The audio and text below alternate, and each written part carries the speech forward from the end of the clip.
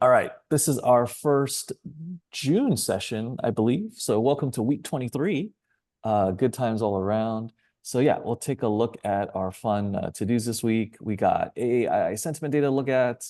We'll take a peek at the next upcoming meeting. I got lots of fun idiots of the week to show you guys. And we'll look at our index overview and look at how the big dogs are doing. We'll look at the VIX, and we'll talk fear and greed. So we'll look at all kinds of fun parameters there, especially the McKellen index and other fun stuff. We'll take a look at our stock traders almanac. So we've just wrapped up May, and then we'll look down the pipeline into the rest of the summer, and we'll take a peek at August. And it's just been quite the beginning of a very dynamic summer, as it were, already. So yeah, good times. Still on pause here for sector rotation, but yeah, we'll talk earnings. Not again on the tail end, but it's starting up again in about 2-3 weeks. We'll talk retail trades and lots of fun news around deep effing value, aka Roaring Kitty, aka Mr. Keith Gill, who is now getting many three-letter alphabet agencies auditing his life. So I don't know what you're doing, man. You should have laid low instead of conspiring with the upper management of GME to front run their golden parachutes, as it were. So yeah, lots of things happening with GameStop. Really complicated. Is it a pump and dump? Not exactly, but you could make the case. I mean, it's all over the place. But we'll take a closer look at this this red band wearing long-haired guy. All right, cool. We'll get to the rest of our news cycle. We got some shots were fired from Texas, challenging the New York Stock Exchange. So I mean, as retail traders, we always could use a little bit more competition to keep these monopolies at bay. But yeah, we'll see how this shakes up. Cool. Black Swan list. I think we might have a new addition. I'll see if you guys agree. But yeah, once we get to our international side. And I don't know if this qualifies for a new theater of war, but we'll see. Yeah, I'll show you guys in the international section. But yeah, shifting to currency news. Thanks to Dave for posting all the insights to ECB's updates, whatnot, on Discord. So we'll take a look at that and a 25 basis point drop, and what that means for the US domestic markets as well. And then we got to talk Ethereum a little bit, and then we'll look at inflows for crypto. And it seems like we're seeing some cannibalization of the crypto markets between the Ethereum camp and the Bitcoin camp. Because similar to with like EVs and Teslas, everyone who kind of wants to be in crypto has already been in there. So you're kind of eating your own a little bit. So we'll take a look at those numbers. Mr. Binance. And again, I don't know who has the more interesting head, Jack Ma or Mr. Zhao from Binance. It's like it's a tie. Like they both win for like the most bizarre egg shape relative to hip weight or height weight proportions. Like I don't understand. They're like missing a chromosome or something. But anyway, we'll take a look. Pivoting to domestic news, lots of shakeup on the bottom end of the discount retailer store. So drama galore. We'll take a look at Dollar Tree and the shenanigans with the family dollar subsidiary that they acquired, I think in 2017 for way too much money. And now they're trying to dump that ruined sector. And then on the competition front, Dollar General is also having a lot of problems. And similar to Walmart, the five-finger discount problem is gargantuan. So they're just stopping that. And these self-checkout machines were, $1.5 a pop, sorry, like 100,000 to $500,000 a pop. So this is quite the epic fail. All right. So much for automation, right? All right. Good stuff there.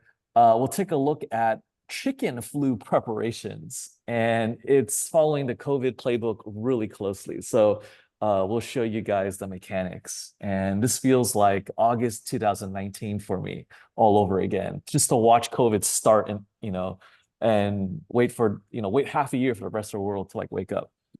All right, so we'll take a look at that. Got some other fun drug updates on the I guess, psychedelic side. So we'll take a look at that. And we'll look at this another contagion. There's not a lot of new articles this week on the commercial real estate defaults that are upcoming, but we'll take a look at some REITs that are affected in that commercial real estate sector. But adjacent to that is the regional banking contagion, which has not been fixed. And from this year's shorting experience on what's the other one? KRE and New York Community Bank Corp. It seems like this is a tricky candidate to play, or just sector in general, because the bail-ins are so fast now for these regional banks that you don't have time to short it properly. So yeah, we'll have to watch this carefully, but we'll take a look at the sector overall and see how that's shaping up in this post-Silicon Valley Bank world. Meanwhile, pivoting to kind of illegal news, I guess, 20% of hotels in New York City are now migrant shelters. And it seems like the median value on the per night rate is about almost $300 a night. So it's kind of like, a lot of property owners, in the hotel game, you're selling real estate one day at a time. In the multi-unit game, you sell multi-units 30 days at a time. So it's a little bit different, but yeah, doing business with Uncle Sam, like this is also equivalent to like taking Section 8 vouchers. Like, yes, there's a 20% uplift on the market rates. And yes, Uncle Sam, their checks clear every time, like until it doesn't. And it's a rise on the first of the month.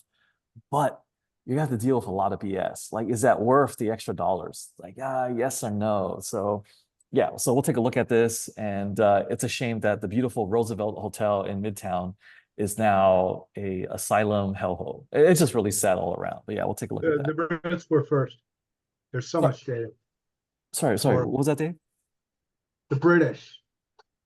All of the places that the old folks love to go to for years and years and years are gone because they've just been destroyed. Yeah. First. There's lots of data. I'll shut it now. Okay, yeah, just drop in the chat. We'll circle around. Cool. And we'll get to some other fun news. Rubio's Coastal Grill is closing about a third of their portfolio.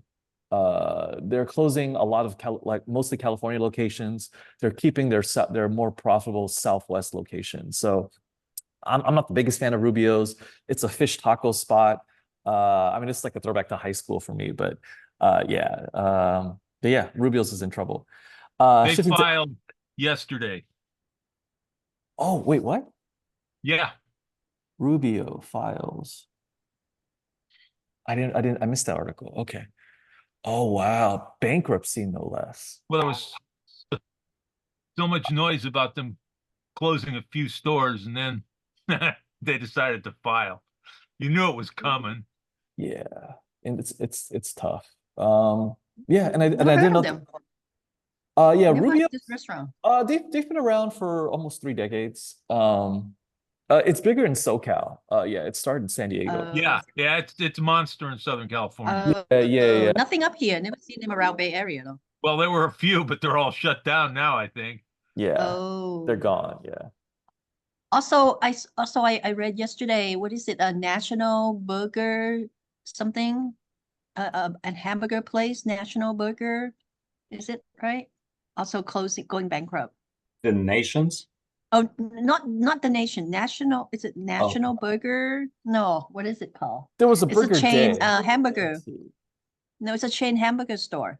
Okay, I don't see the name. If you can find it, let us know. Yeah, let us know. It was on Zero Hedge a couple of days ago. Okay. Okay. Oh, it's somewhere else. I don't know. I read it somewhere else. Okay, no worries. If you find it, let us know. Okay. But yeah, there's a lot of reasons for this, right? So there's the California food and beverage $20 rate wage hike. And also insurance is a big deal. I saved it on my phone, but my phone's having issues. Let's see if I can find it. I think I saved it on Reddit. Yeah, but yeah, we'll talk more. Let me make a note. I want to show you guys REITs, and we'll talk insurance problems in California for homes.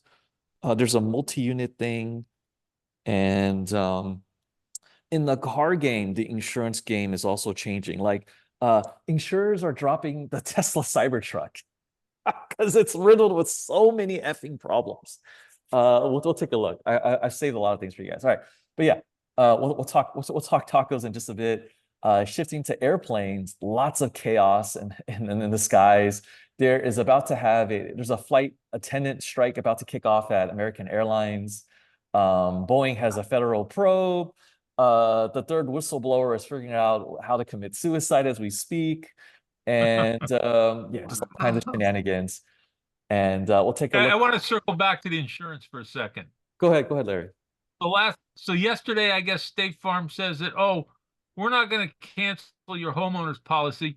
You can keep your homeowner's policy, but you can't have fire, and we'll give you a 5% discount. What kind of bullshit's that? Yeah, and they're playing mind games in Florida. I saved it. I'll pull it up. Let me find it for you guys. Where's the article? So you got to have separate earthquake insurance, flood insurance, fire insurance, and everything else insurance from State Farm. What a racket. It's insane. Wow. Absolutely Wow. insane. I'm with you. Let me see. Where is it? Here we go. I found it. Okay. All right. So this is I follow a lot of subreddits. I follow too many, so I have like different logins that follow different things. Like this is like pure tech, this is marketing, this is stocks, and then this is like this is from my older account. So I still have the property manager brain from college mode, so I still get worried. But yeah, so this is a good update. So State Farm is dropping all multi-unit property coverage in California starting in August. This has not been publicly disclosed just yet, but this thread has been pretty cutting edge for the most part. So yeah, so I saw this happen. So yeah, State Farm, generically speaking, from talking to my broker, he was a State Farm rep for a long time. State Farm is very comprehensive, but they're not really the low-cost player in any sector in the property and casualty game. But they do have a good network overall. So yeah, let me drop this in the chat if you guys want to dig around. But yeah, State Farm, yeah, drop in multi-unit coverage. And if you want, the sleazeball way, it seems like that you can gobble up a lot of distressed assets is just wipe out their insurance coverage, let some calamities happen and then go shopping. And it seems to be the game because, who's on the other end buying up, single family homes, distressed commercial real estate and everything else, right? So yeah, it's nuts. The hedge funds. Hedge funds, yeah, everybody, yeah. Yeah, so we'll take a look at that. But yeah, crazy things happening all across the place. Let's see.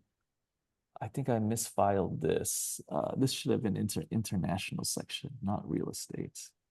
Oh, it's a duplicate. Okay, never mind. We'll skip that. I think I did something wrong here.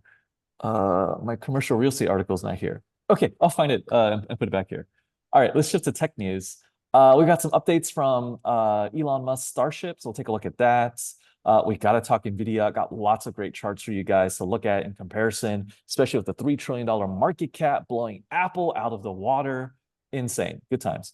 We'll look at some back-end costs for training some AI models. So we'll look at that. And a lot of this is licensing fee data. So we'll take a look. And then what else is fun? Looks like the EV collapse is now getting into the more, I guess, affluent sectors. And we'll take a look at the higher end. So like the Taycan from Porsche and whatnot. So we'll look at that. And then looking at labor market news, we'll take a look at illegal employment rates for once. And then we'll look at the recent jobless claims. Again, this is very politically aligned with Biden's U.S. Bureau of Labor and bullshit. So we can't look into this too deeply, but every administration has been jiggering these figures for a long time. All right, pivoting to international news, the fun stuff. Holy cow, this is like Bay of Pigs all over again, right? Russian warships steaming for the Caribbean as Ukraine tensions go global. It's just, everything that's old is new again. So besides that, we're going to ship another $250 million to the Ukraine. So, we'll see what's up. And then Israel wants to buy a bunch of, it's F-35 fifth or sixth generation fighters. But yeah, they want to buy a bunch of planes from us. Wonderful. And we'll take a look at demographics. And ironically, I was talking with one of my old gold friends over the weekend about Harry Dent. and he's still crazy as ever. If you look on his YouTube channel, he has the best demographic studies known to man. But then when he looks at actual trading instruments, he's off his rocker like crazy. Like he predicted, Yeah, the like, guy is nuts. you're right, Larry. Like, and then yeah, let me show Nuts. you guys his YouTube channel. Brilliant guy. I have his Yeah. earlier books. Amazing cutting edge intel. But I don't know, like, did he go bipolar in the last 10 years? Like, I don't know what's going on with him. And then it's funny because on his YouTube channel, he disabled comments because people keep calling him out for his repeated insanity. So yeah, I'll show you guys. Yeah, so every now and then, I listen to his rants on my phone, so it's just entertaining. But yeah, let's look at his more recent stuff. Like, yeah, no comments allowed, I think, still. Yeah, comments are turned off. Like, that's a huge sign of weakness. Okay, but yeah, let me drop his channel in the chat. He does have some fun stuff every now and then. But yeah, he's been off his rocker a little bit. He's got great investment advice if you've got a 150-year time frame. Yeah. Okay, and then shout out to June 4th, Tiananmen Square massacre anniversary from 1989, and Killdozer from the Midwest. It was that homemade bulldozer that he made because he was pissed at City Hall, and he obliterated half the town that or yeah, let me just pull the image up. He built his There's own. new video on there. Huh? I'll find it. I was Okay. watching it. Yeah. But yeah, homeboy built his own bulletproof bulldozer, and yeah, one way in, no way out. Like, he shot himself in it after he bulldozed City Hall and the mayor's house and whatnot, and that's it. Yeah. There's a backstory video. Bulldozed the house with a basement and fell Yeah, in. yeah. And he got stuck, and then yeah. Well, there's more to the story, but yeah, do not push reasonable men to unreasonable limits. What can I say? All right, so that's June 4th as well. I was in the city in San Francisco, and I walked by Chinatown on June 4th, and I didn't realize there's the Tiananmen Square Memorial there, and there were a bunch of flowers set up, and apparently there's a lot of pro-China, like, old senior citizens there that they knocked down the flower setup, and I put it back up. And then they just didn't expect like a 6-foot Asian guy with like a giant poodle and a fucking mohawk to show up just to like rearrange and fix the memorial. And I glared at the old folks like, don't touch this shit. And I wanted to walk back to double check, but I forgot. But yeah. So yeah, Tiananmen Square, anniversary. And then thank you, Dave, for the backstory vid. It's a little weird if you're not familiar with the story. It seems violent, but it's not. It was a fairly reasonable approach. So yeah, I'll check this out, Dave. Thank you.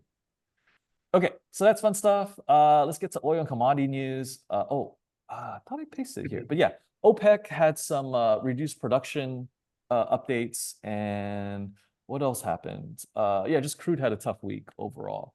All right, let's look at some gold news. We'll look at the recent update with the semi-quasi gold-backed currency in Zimbabwe.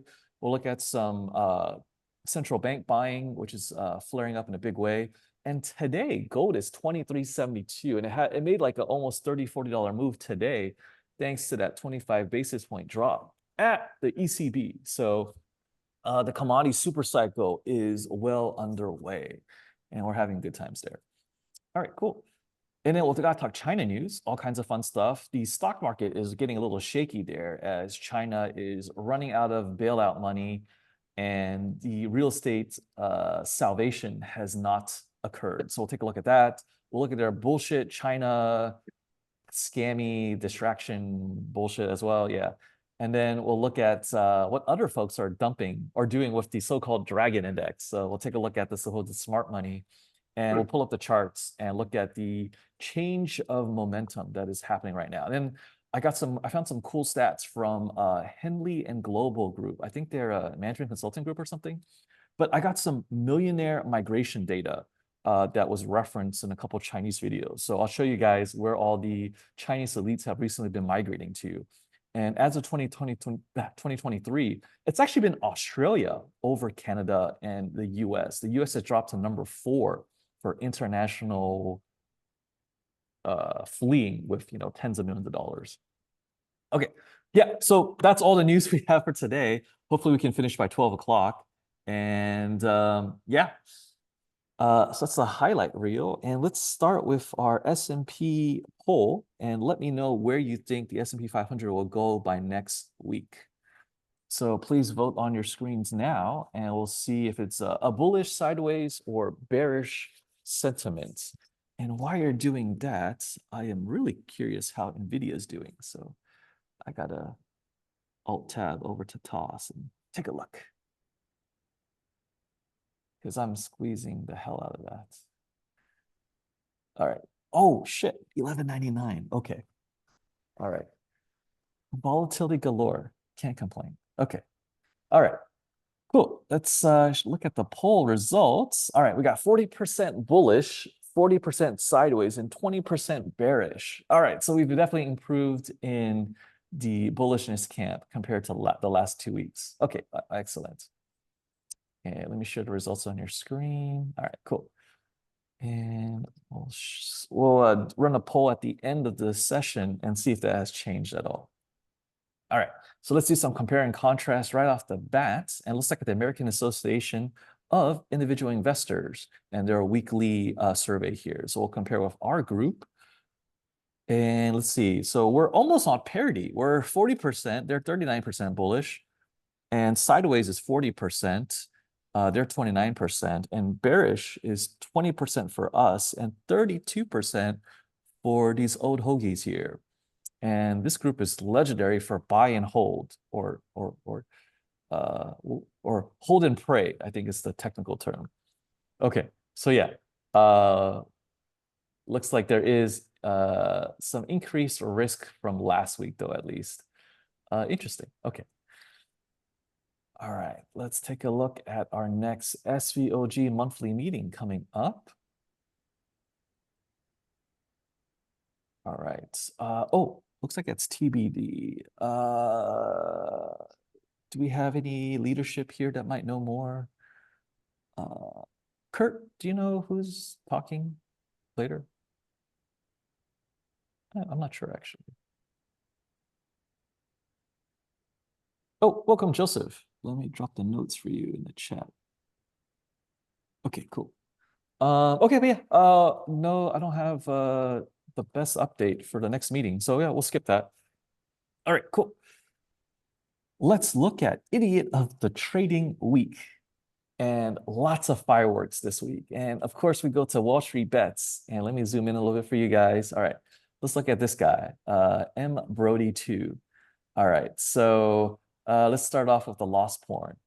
He's gone, $12,000 went bye-bye. How did he do it? Let's see. 524 put, gone. 525 put, gone. 526 put, gone. 528 put, gone. 529 put, gone. 530 put, gone. 531 put. Please, hedges, I have a family. Gone. 533 put. What do you mean day trading call? Silly bulls. I'll get back to you next week. Like, like what was the trading plan here, dude? You're just gonna wait for the market to have a rip your face off collapse? Like, you think October 1987 can show up on command for you like this? Like, I just don't know what he was doing. Obviously, there really wasn't a plan. So yeah, yeah, crazy. Okay, so that's the first idiot of the week. Hopefully, he can still feed his family. Let's go to number 2.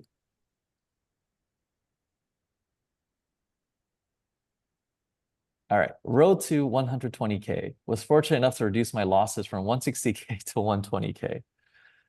All right, so looks like he started off of a $150,000 account. And he found support, $30,000 mark somewhere it bounced up. Or I guess it's supposed to be like 25 something K. But yeah, let's see if there's any notes. Yeah, what's his positions? Uh, I don't think this guy posted his positions, but yeah. That is a rough screenshot though. He needs 120K by September. Okay, dude. I find it fascinating that the amateur Wall Street bet kids, they all have very firm deadlines. It's just they're not reasonable, but they're deadlines for sure. All right. So this kid did a really interesting breakdown. So let me show you guys. Let's zoom in a little bit. Oh, oops.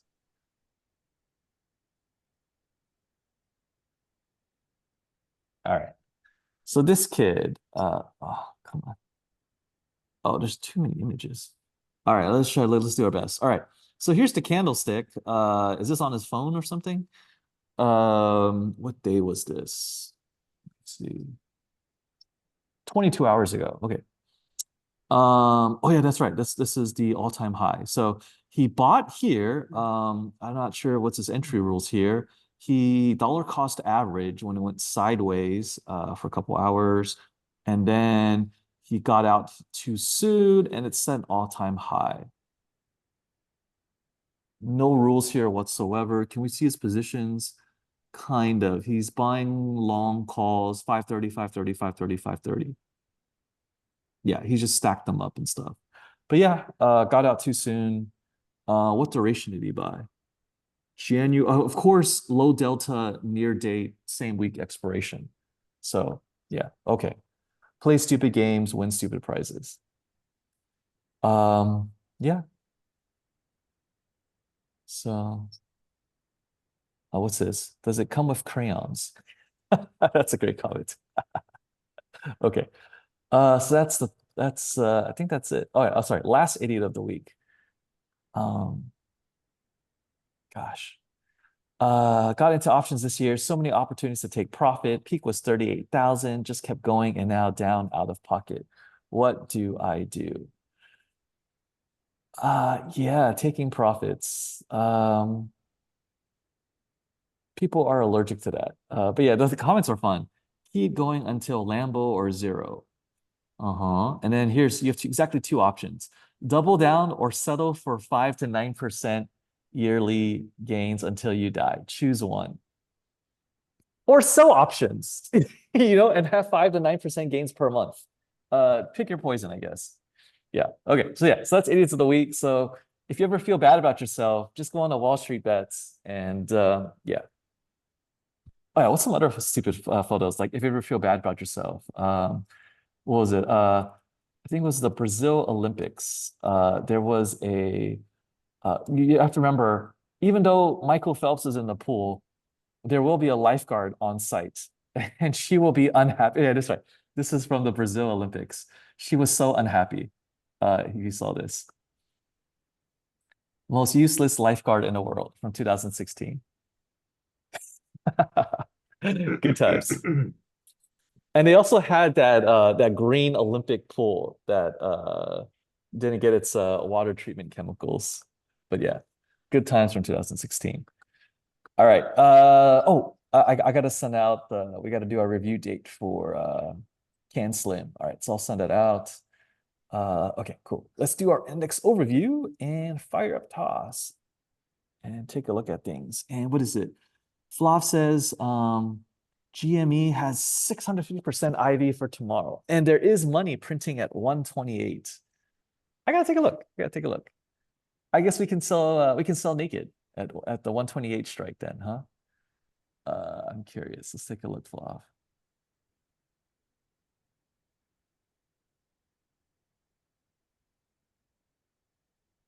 Oh, $41? Oh, holy shit. I have a tiny spread left over that's shorting this. That's clearly blown up in my face, but that's okay. It's a tiny one lot. We can handle it. Come on, Swab. Let me see what else I can show you guys.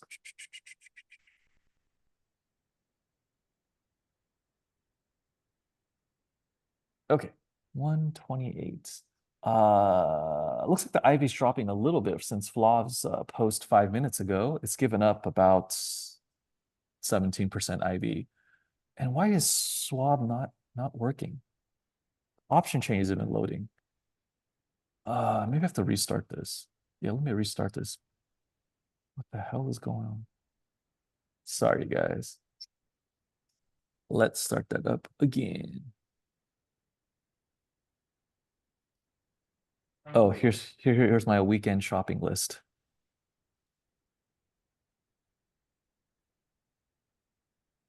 So I think Larry said that he only rebooted like 2 years ago. What platform? Flav did, yeah. Flav has a bunch of different computers. I'm assuming. That's Windows 7, the most solid thing ever. Oh, okay. Here, I'll post a screenshot. Yeah, I get to about 150 days.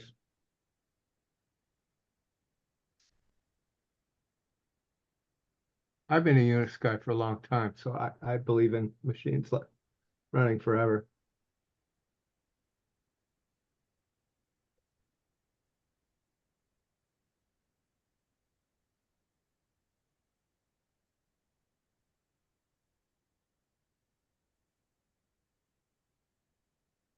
Come on, Java.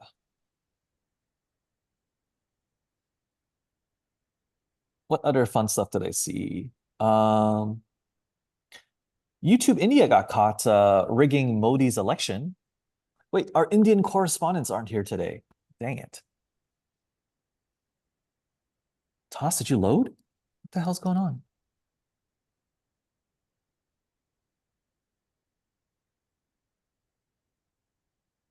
Oh, this reset. No wonder. Okay. Got it. I think this will help. But yeah, here's the YouTube India thing. Yeah. So they're rigging it from Modi against the ruling right-wing party. I'm at 69 days. Nice. You guys rebooting? That's a Windows 98 thing.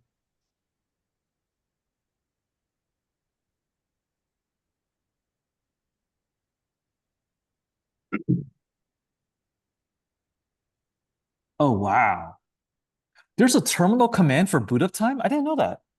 That's cool. I didn't know. It's a custom script I made in PowerShell. If you guys want it, I'll give it to you.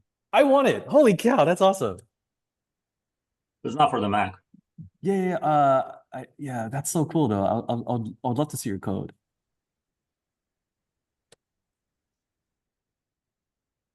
That's awesome. And where the hell is my swab?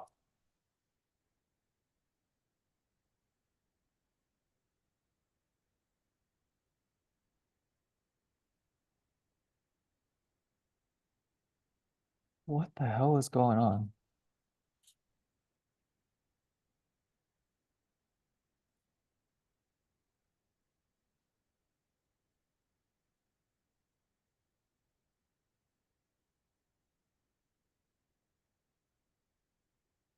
Meanwhile, gold has moved up $1.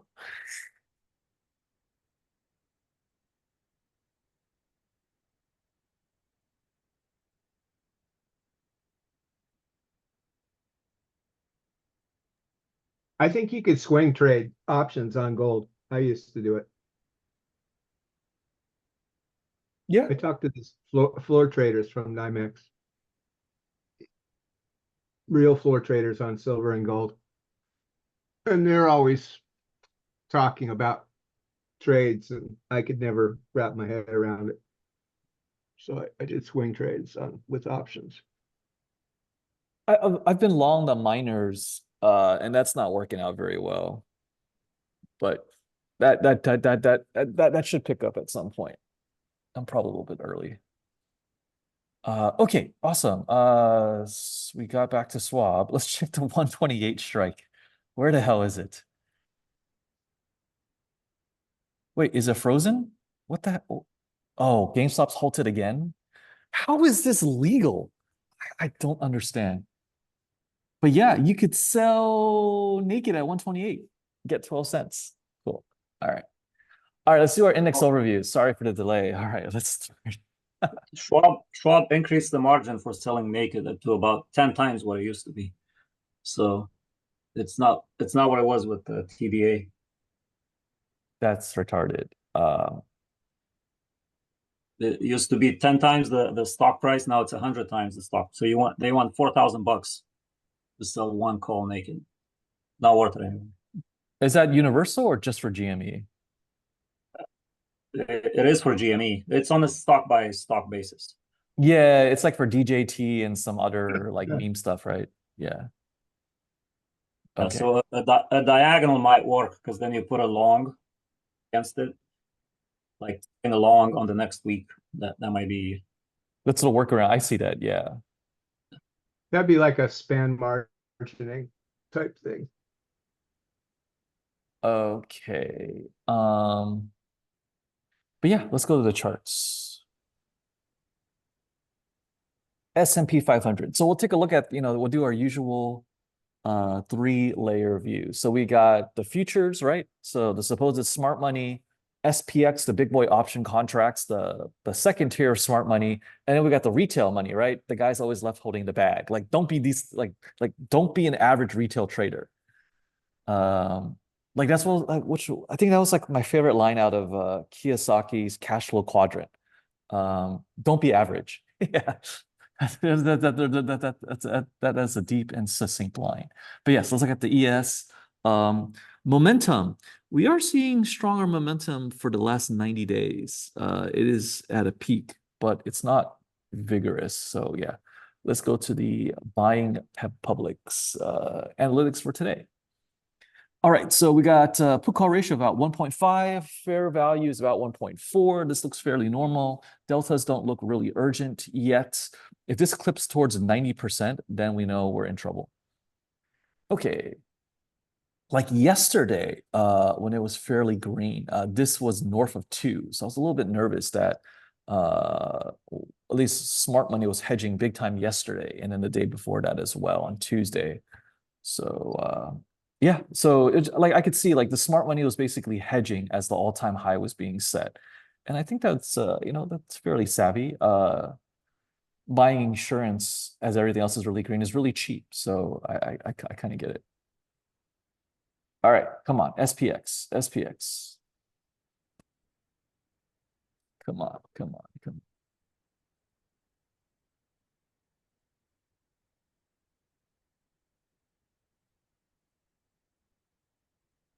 Could you be any slower? Oh my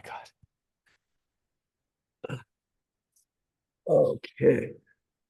Come on, Swab. What's your CPU, Warren?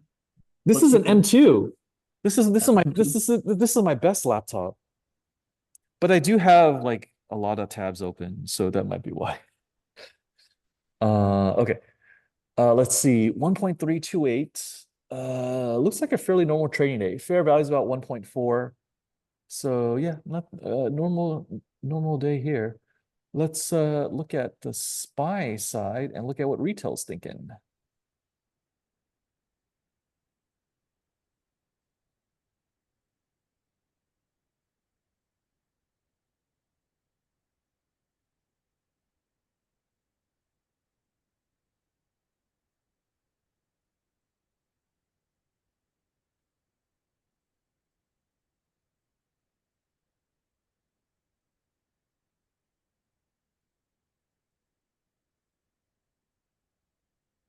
Okay, let's see. 1.9.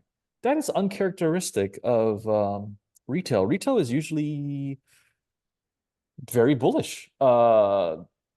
This is unusual. Okay. 1.9. That is not what I expected. All right, let's shift to the Qs. And retail is very NVIDIA obsessed. So I suppose today's weakness in NVIDIA for its ramp up for its 10 to 1, sorry, it's 1 to 10 split coming up on the 10th. This isn't a great foreshadowing for that. Because it's been ramping up really nicely, except we're seeing some substantial weakness today, at least with NVIDIA. Okay, let's see. And again, NVIDIA's carrying everything on its shoulders this week. All right, so let's see. Let's take a look at the cues. Let's start with momentum and take a look.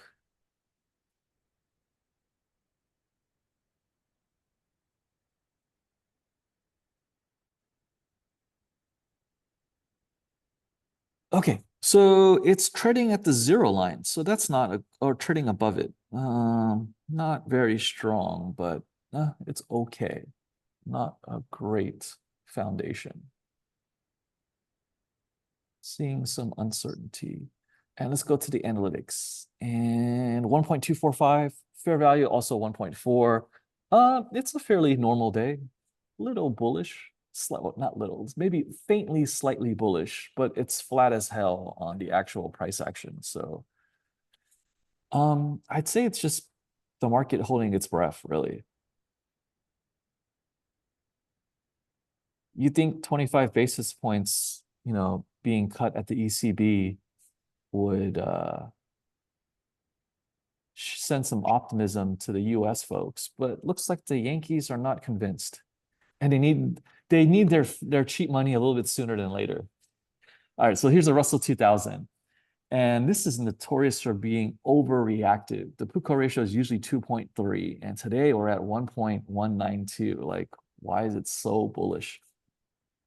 And very low volumes, so very sleepy today and holding its breath as well. And if we look at the charts, let's look at momentum.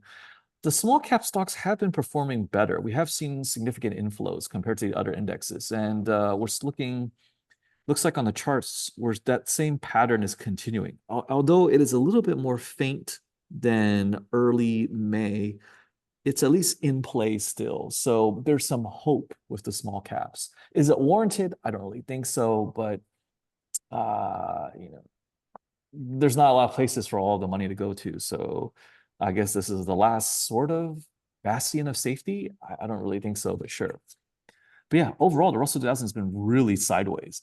Like, to me, this clump here, this looks like the Shanghai Exchange, where it's been sideways for 15 effing years, and no one's thrilled with that performance. Yeah, so interesting overlap. But yeah, let's shift gears and look at our last index. That's the diamonds, DIA, representing the Dow Jones side of the house. And let's see if we can type that correctly. Oops, sorry. Come on, DIA. Come on, come on. Okay. All right. DIA. Again, relatively thinly traded compared to the other indexes. We don't have to overlook it. I mean, or look too deeply into it. But yeah, it's having it's usually the most optimistic index of all of them. I affectionately call it the kid that likes to eat glue in the corner. And at least Dow Jones is optimistic on price action today compared to its cousins. And looking at the betting public today, let's take a look at the analytics. Very bullish. And again, this is famously bullish, but today is ridiculously bullish, 0.541. So yeah, I guess 40,000 Dow hopes still spring eternal, or to exceed that, I guess. Okay, so I guess those are indexes. Sorry that took so long. Let's take a look at VIX and see what this obscene number is. Probably 12, 13, 14. What's the S&P? S&P's down. So this is probably like a 14 or 15. Let's see. 12.83. That's hilarious. Okay. Down 0.25% on the S&P, and VIX is at 12.83. Incredible. And we're seeing bullishness for the VIX, which is bearishness for the SPX. Okay, awesome. All right. Sorry about our slow swap and toss hangups there. But yeah, let's jump to our next layer of analysis with the Fear and Greed Index, courtesy of CNN. So Looks like the aggregate score today is 45. Last week was 43. A month ago was 39. A year ago was 73. So here we're still maintaining a good buffer from the 125-day moving average. That gap seems to be expanding. So I think the greed is warranted. So we'll give that a check. This 52-week high versus 52-week lows. This is saying that the 52-week lows outnumber the 52-week highs. A little bit too extreme of an indicator to me, not surgical enough, but it's decent. So yeah, sure, it says it's on a fear side. The McKellen is what we're really looking after. So this is looking at the more like the median value pace of movement. So we're looking at the overall number of shares moving versus overall number of shares that are falling. So we're not just considering the extremes at the 52-week side. So I like this a lot more. So on this side, we're definitely seeing this on weak market breadth or sliding towards that. It's still kind of mid values, but yeah, we're seeing it slowly break down. I think this put call fear greed index analysis submodule here is broken. Like you can't look at put call ratio permanently in a 5-day window. Like that is the wrong duration. But yeah, and this vertical axis is incorrect. The extreme values are 2.0 and up, like COVID, Fukushima, and other major disasters. So anything under 1 is bullish in the overall grand scheme of things. And we talked about VIX already, so this is a misread. So yeah, that's okay. All right, let's look at Stock Traders Almanac, and May is over, so we'll skip that. Let's just take a quick glance. Did we beat the prediction for May? May was supposed to be number 9 for the S&P, and should have been gaining around maybe 3.3%. Let's just pull up SPY stock and just do a quick comparison.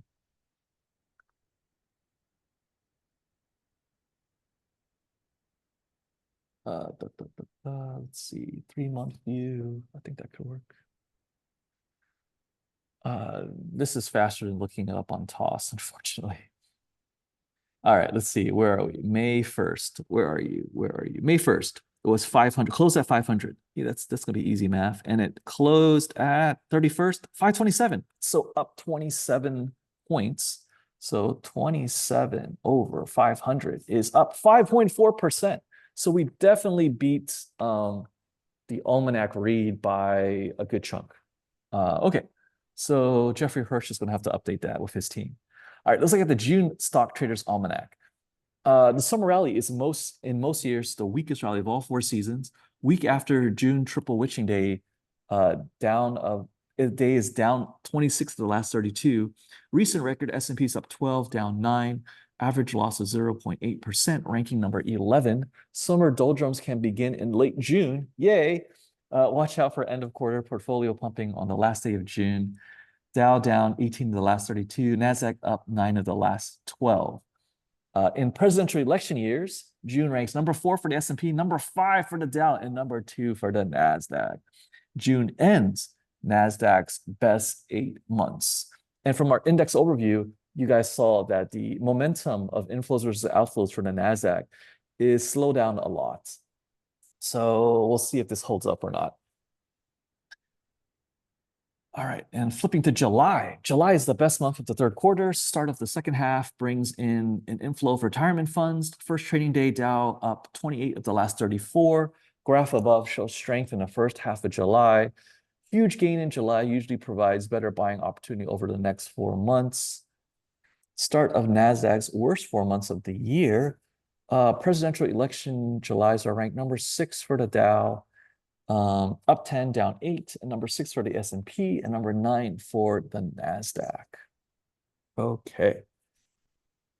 And in August, you guys will have to party with me for my 38th birthday. Oh, holy cow. Okay. All right. I'll have catering, I'll DJ, we'll have some fun somewhere. But yeah, August, harvesting made August the best stock market month of 01 to 51. Now that about 2% are farming, August is the worst Dow month and second worst S&P and the NASDAQ. It is the shortest bear in history of 45 days from the Russian turmoil crisis in 98. And there was a 1,300-point drop in the Dow, a 50% loss, which was the worst since 51. Saddam Hussein triggered a 10% slide in 1990. Dang, that was Desert Storm. Best Dow gains were 1982, 1984, and next to last day, S&P up 9 times in the last 27 years. And in presidential election years, S&P is number 5, Dow is number 4, and number 1 for the NASDAQ. Wow. Okay, cool. All right, so we got to skip sector rotation, but yeah, let's see if there's any earnings. I don't think there is, though. Questions, comments before we get into our news cycles? Okay.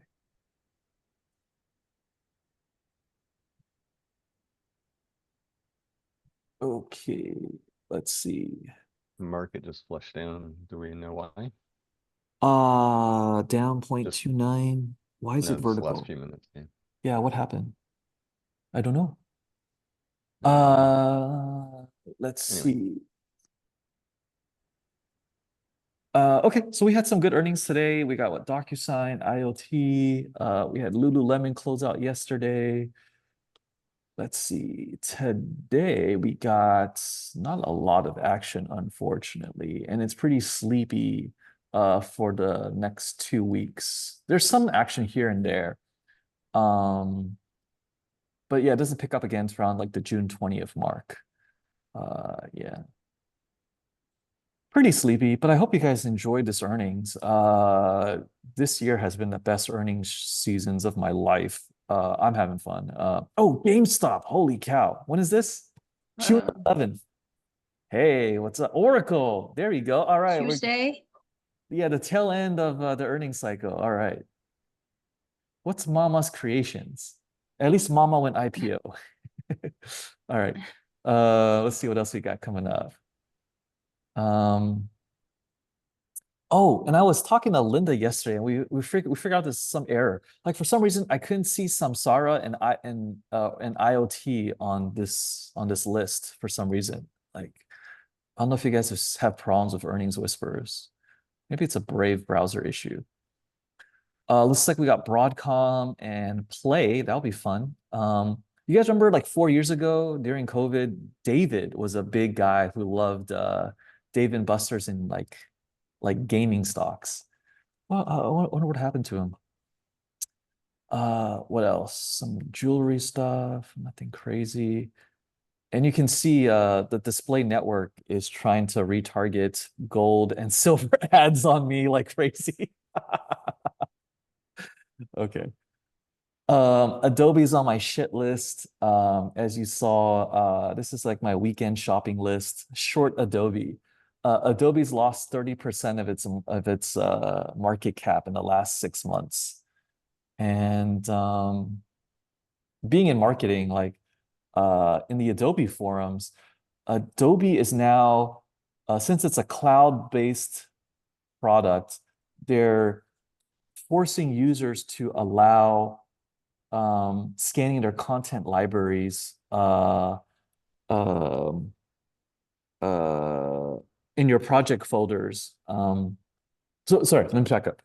The newest Adobe terms and agreement update right now that's being sent for approval is it allows Adobe to view your project files and see what's in it. And they're calling it, we're training our machine learning algorithm.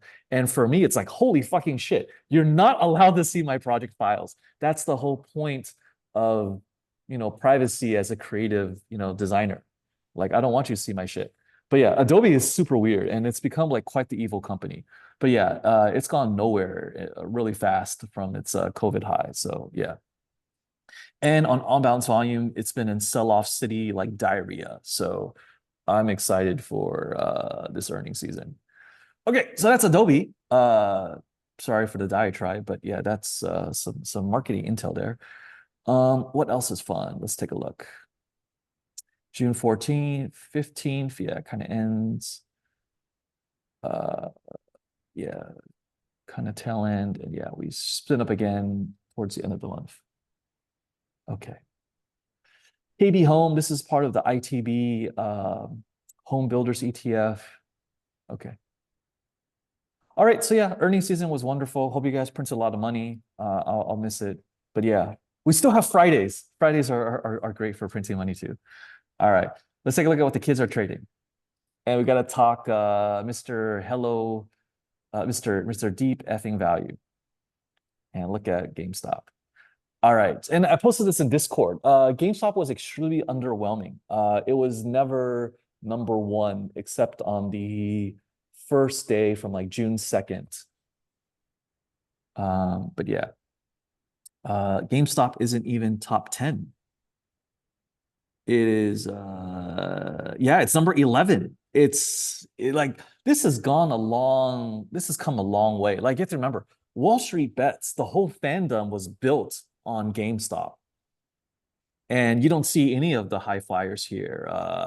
AMC, BlackBerry, Zim, like all the dumb stuff that the kids are trading, Bed Bath and freaking Beyond. Yeah, it's insane. So yeah, times have changed. Okay. But yeah, what are the kids trading? Nvidia, Lululemon just had earnings. Tesla is being stupid. Supermicro is trying to chase Nvidia. It's not working very well. What the hell's up with Palantir? Apple, AI, Microsoft, the Qs, Big Lot, AMD, Hood, GameStop, Meta. What the hell is ASTS? Gold. Hey, Amazon, Dell, NVAX. We talked about this coming up again for chicken flu, and we'll get more to that when we get to our science section. AMC, PayPal, HINS, penis pills. It's ridiculous. What is this? Tandem? VRT, Net. Okay, yeah. All right, so that's the kitties. So yeah, let's talk Mr. Keith Gill. And he owns 4.9% of GameStop now on common stock, and plus his large option positions. But you have to go back to Niccolo Machiavelli and ask Q Bono, right? Who benefits from this recent pump and dump? So obviously GameStop insiders benefit, shareholders, and Keith Gill obviously benefits. But again, these are option accounts, right? With his large positions. And you have to be set up for options, right? If you want to spin up an options account from scratch, you need 6 calendar days, right? 5 days for the money to clear, or 5 business days, which really means 6 calendar days. And so it's 6 calendar days from funding an options account to be allowed to trade. So for someone to have benefited from his retarded, overnight Sunday night post on June 2nd, you have to be ready, willing, and able to pull the trigger.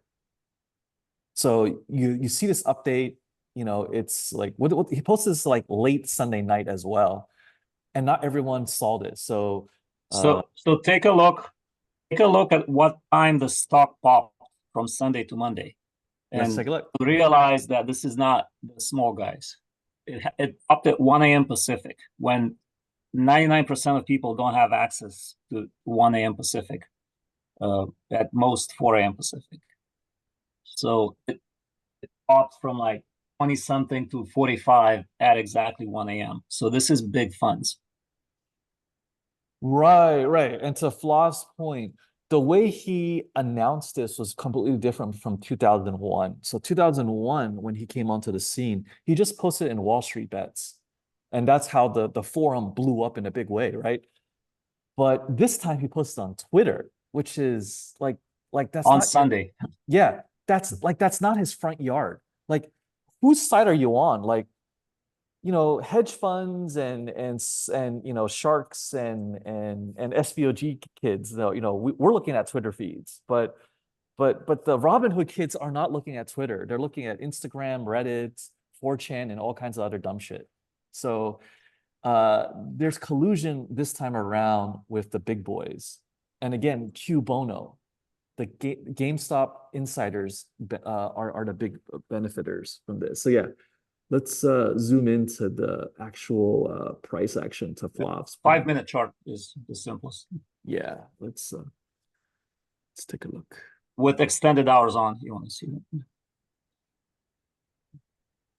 So Flavius, are you trading GME right now? I don't have a trade now, no. You do not? Okay. I don't think that earnings will be good. So It has nothing to do with earnings. This is all about that guy. yeah, Who I cares know, about I know. earnings? He can move, But he can the triple the earnings come. stock price in an hour. So why is it moving up again today? It was up and back down. I don't know. Yeah. There's a lot of things happening. So to back up, so for one, the kids are buying it like crazy, but now you have hedge funds shorting it. You have hedge funds going, playing both sides of the fence. So OpEx is tomorrow. So that's going to affect the GameStop kids in a big way, and Nvidia. And especially since Nvidia is falling apart today, like this makes next week's ramp up maybe a disaster. So this 10-to-1 split might collapse. And if it collapses, it's going to take the whole, like every index market. Yeah. Right. So we really have to see how Nvidia closes today and tomorrow. And that's going to set the tone for next week. And of course, the weekend overnight market. So maybe it's time to sell lots of XPX call spreads for the next 7 days and not worry about anything else. We'll see. And buy VIX call. Same thing, right? Long VIX, yeah. Yeah, same thing. So yeah, to Flav's point right here, 1 o'clock overnight market, lots of action. So how could the market be? How could there be any action at 1 o'clock in the morning, though? I mean, right? that, is not that's when it open. opens. Right, so, Pacific. Yeah. Okay, 1, 2, 3, 4. 4 o'clock, so pre-market in New York, pre-market, right? and then plus all the trading desks and the investment Right. houses, prop firms, and hedges, they can Right. trade between themselves. Right. So there's clearly some sort of a inside manipulation going on. Correct, because you have to think Kitty- of you have to think about the mechanism of delivery. If deep effing value was still about the little guy, he would have kept it on Wall Street bets, prepped it a lot Right. better. And Right. This is clearly not. This is clearly not. Right. Correct. You would drop breadcrumbs. Like if you're on the little guy's side, like if Warren was Gil, like, I'd shoot some memes, I'd warm up, I'd let you know I'm coming back from 2001. Get your money ready, right? Like this is different because you don't have $600 stimmy checks waiting in your checking account to spend. So yeah, this time around, it hints of collusion with big whales. And you know what that means? Right. SEC is going to be breathing down his neck, and he's I not think the that's right. already happening, right? It's already happening. Correct. SEC, it's after him right now. Correct. And he's going to have interesting guys in front of his abode. He better watch his back. People are going to be tailing his car. Like his life is over. This is not worth it. As an amateur counterintelligence specialist, like he should have laid low in a very different way. Where's he located? It's a great Where question. is he? That's a In the great US? Where is he? Where does he live? What does he do for a living? Where is he? He's maybe hiding with Puff Daddy, but we don't know. Let's see where he is. Where is he? I mean, who is he? He just like appeared from nowhere. I don't know. And hundreds and millions of dollars, like 2-3 million, $400 million. Yeah. I mean, he owns. I mean, he's right. 1.1% below the disclosure, or the necessary disclosures as a majority stakeholder of GameStop. Right. But yeah, we don't know as many details as we should. He's like number 4, like 3 or 4 biggest shareholders of GameStop. And where is he? What does he do for a living? Where he came from, and the story about him. I I haven't looked too deeply into his origin story, but yeah, this is his position. Yeah, well, it's already 11:30. We gotta speed up, but yeah, in general, yeah, this is really complicated. Again, as a So what 4.9%. what trade should we do? Yeah. So I've been trading the crap out of GameStop. I slowed down just in time for Yeah.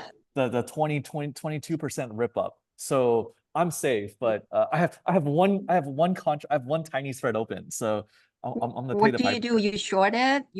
What do you do? Yeah, so let me show you my logs. Okay. I've had so much fun with GameStop.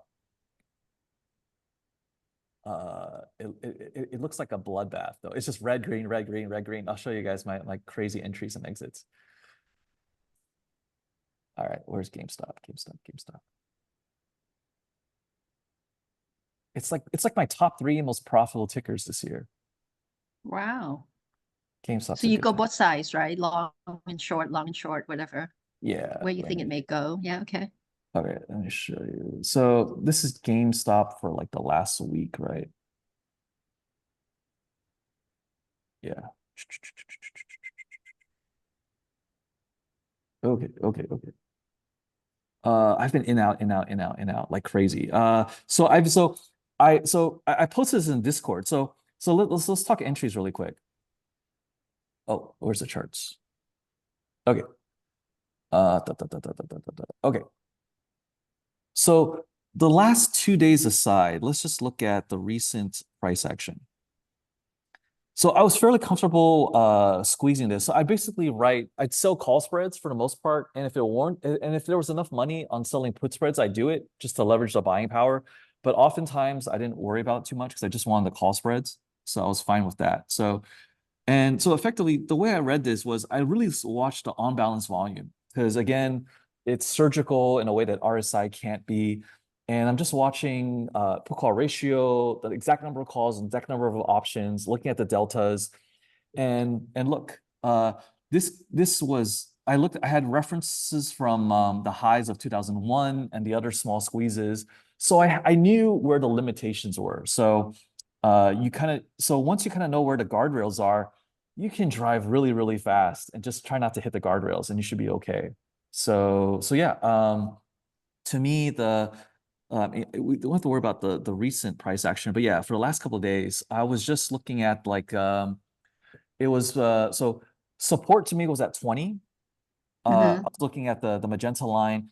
And to me, since it was below 40, I would just milk that 20 to 30 like sideways zone. And yeah, it was just beautiful and just doing daily squeezes.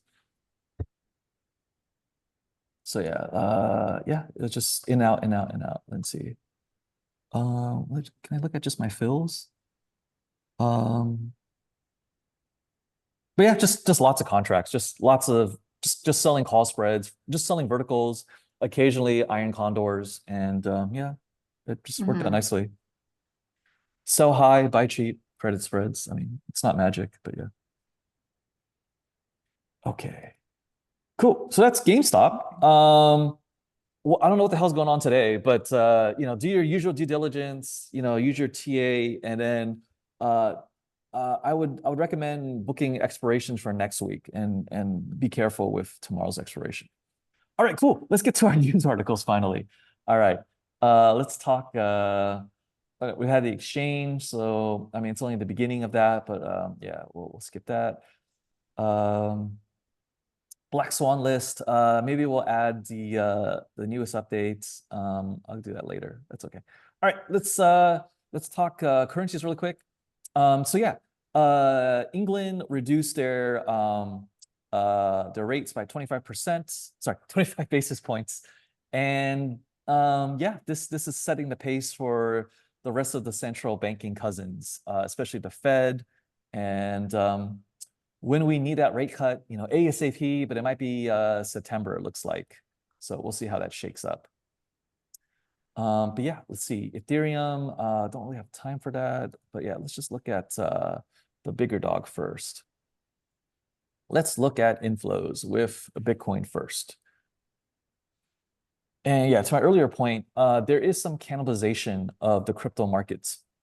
place because yeah, a lot of folks are already in crypto, and folks are selling their winnings from Bitcoin to roll into potentially to Ethereum ETFs and whatnot coming up. All right.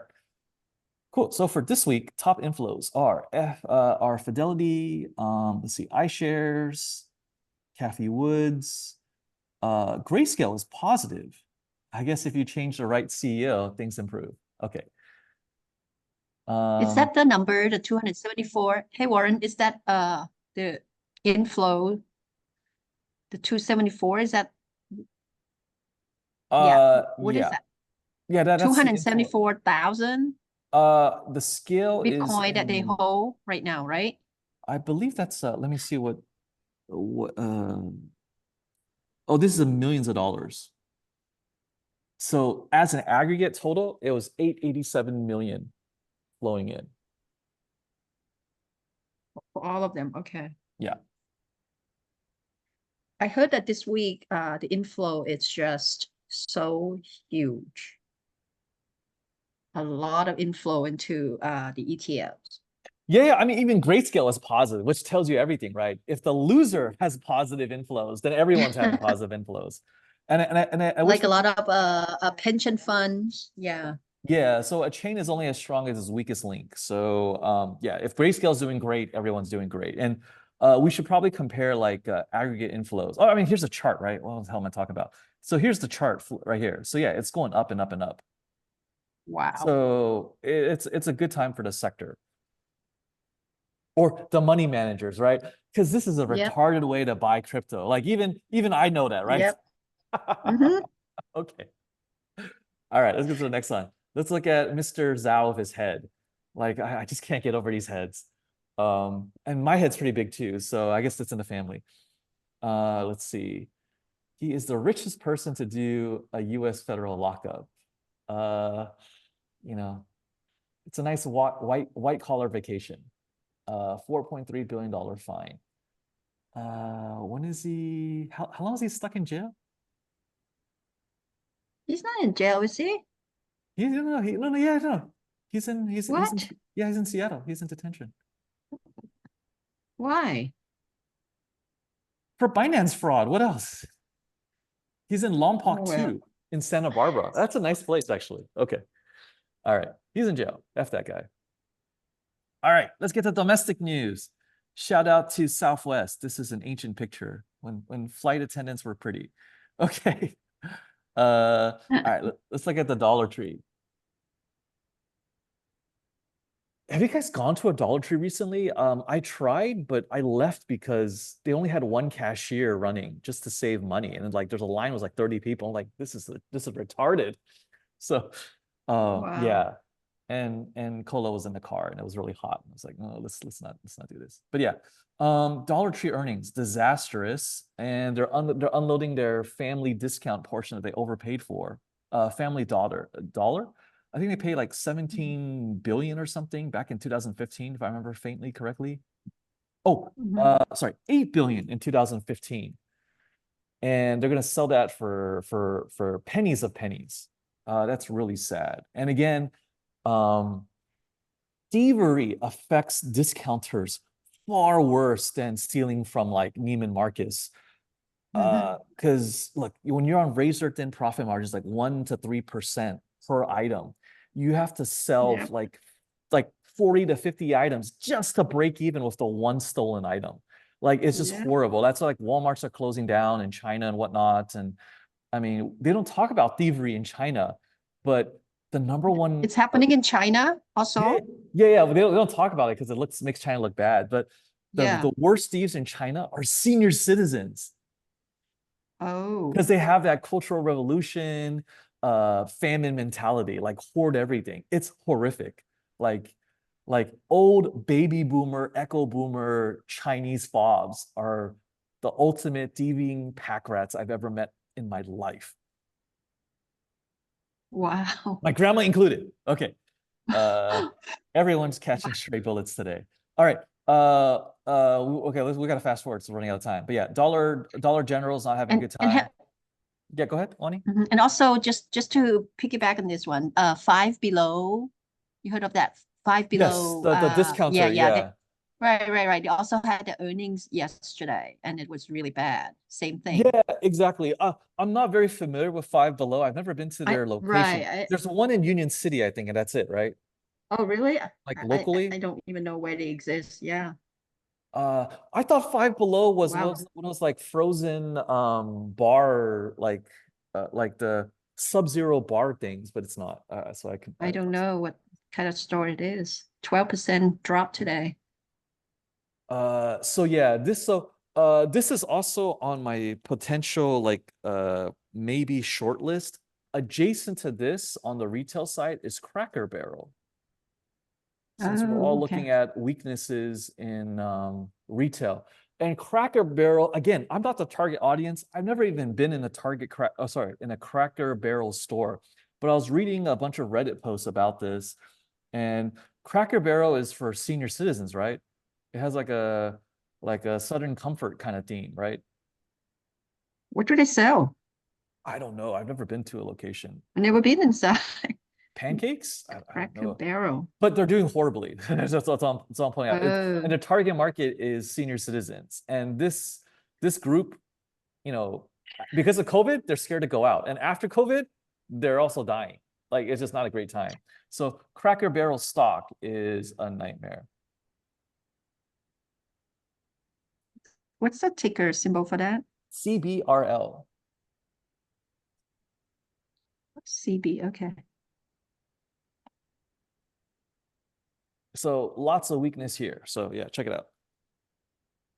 Yeah. So lots of things that are consumer, like, you know, US consumers tapped out. So, you know, have fun. Okay. And I don't know, the chart's not presenting itself, but yeah. Okay. But Okay. then Lulu went up today.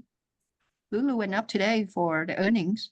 I don't know. I didn't dig too deeply into it. Yeah, I don't know. It might be a revenue recognition, you know, sandbagging quirk. I don't know. But yeah.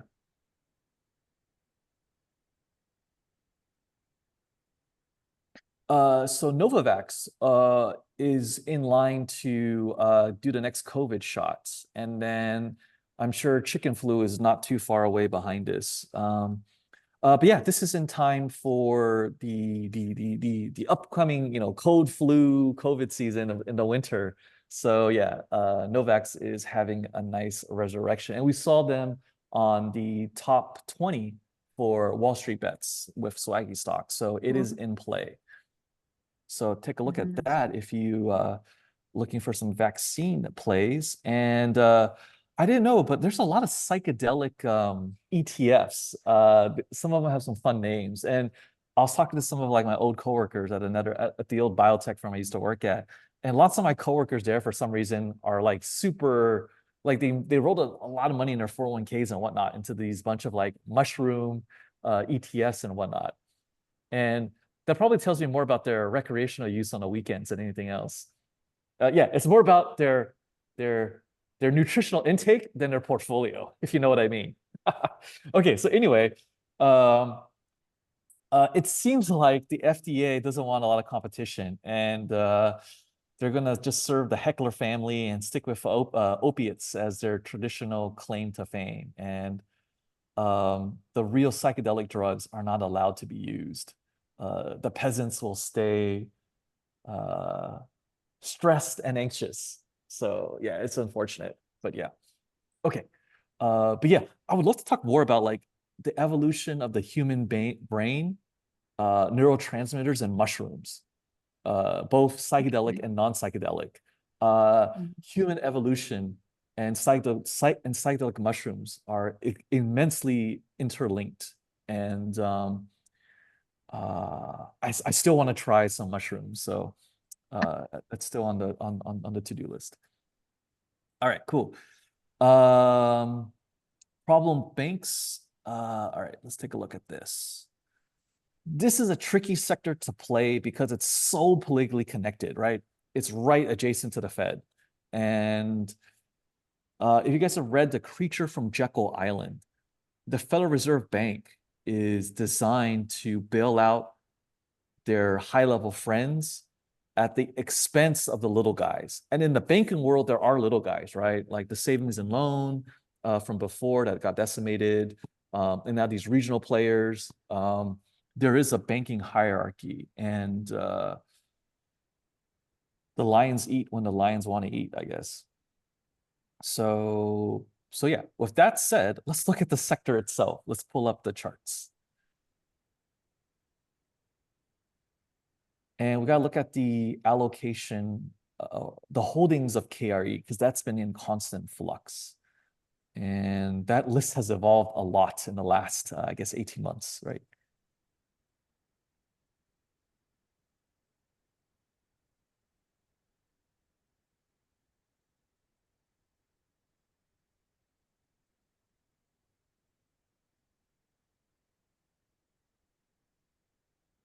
Okay, let's look at the betting public first. It's flat for today. Has the market recovered? Market has recovered nicely, right? Only down a 0.14. Okay. So here, looking at the options analytics here, so we're in good company. So we might be a little bit early, but it looks like other folks are trying to get in on the action. Put-call ratio, very, very bearish, right? North of 2. Anything north of 1.0, anything north of the one whole integer is pretty bad. All right, so again, to the charts, how's momentum? It was okay for the last like 40 days. And then it's at the 0 line, just treading water for a long time. Look at person's pivots going crazy. Okay. And let's see. Yeah, it's pretty sideways, right between the 200 and 500-day moving average. Yeah. So yeah, it's holding its breath. And let's look at the other players. All right, so here's the holdings. So First Horizon's top dog, MNT's number 2. I don't remember these guys being number 2. Who the hell is HBank? Huntington Bank Shares? CFG Citizens? Okay, I recognize this. Western Alliance? Okay, we know them. Truist? Who the hell's Truist? Zions? What the hell? This is reshuffled quite a bit, looks like. East West Bank we know because that's Chinese, right? And here's New York Community Bank Corp, which was the #1 risk for a while. Bank of Ozark, okay. So yeah, looks like at least the fund manager managing this ETF has sold off a lot of NYCB because it looks like it's a riskier pick. And yeah, it's only 2.33% of the portfolio. Okay. Yeah, again, we might be early, but let's look at NYCB in isolation and see if we can discern anything useful.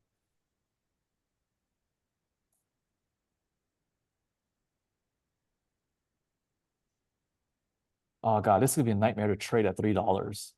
There's gonna be no market. Oh, forget this. And what the hell is this? This looks like weird high frequency bullshit. Do you guys recognize these candlesticks? I mean, these are high frequency moves, right?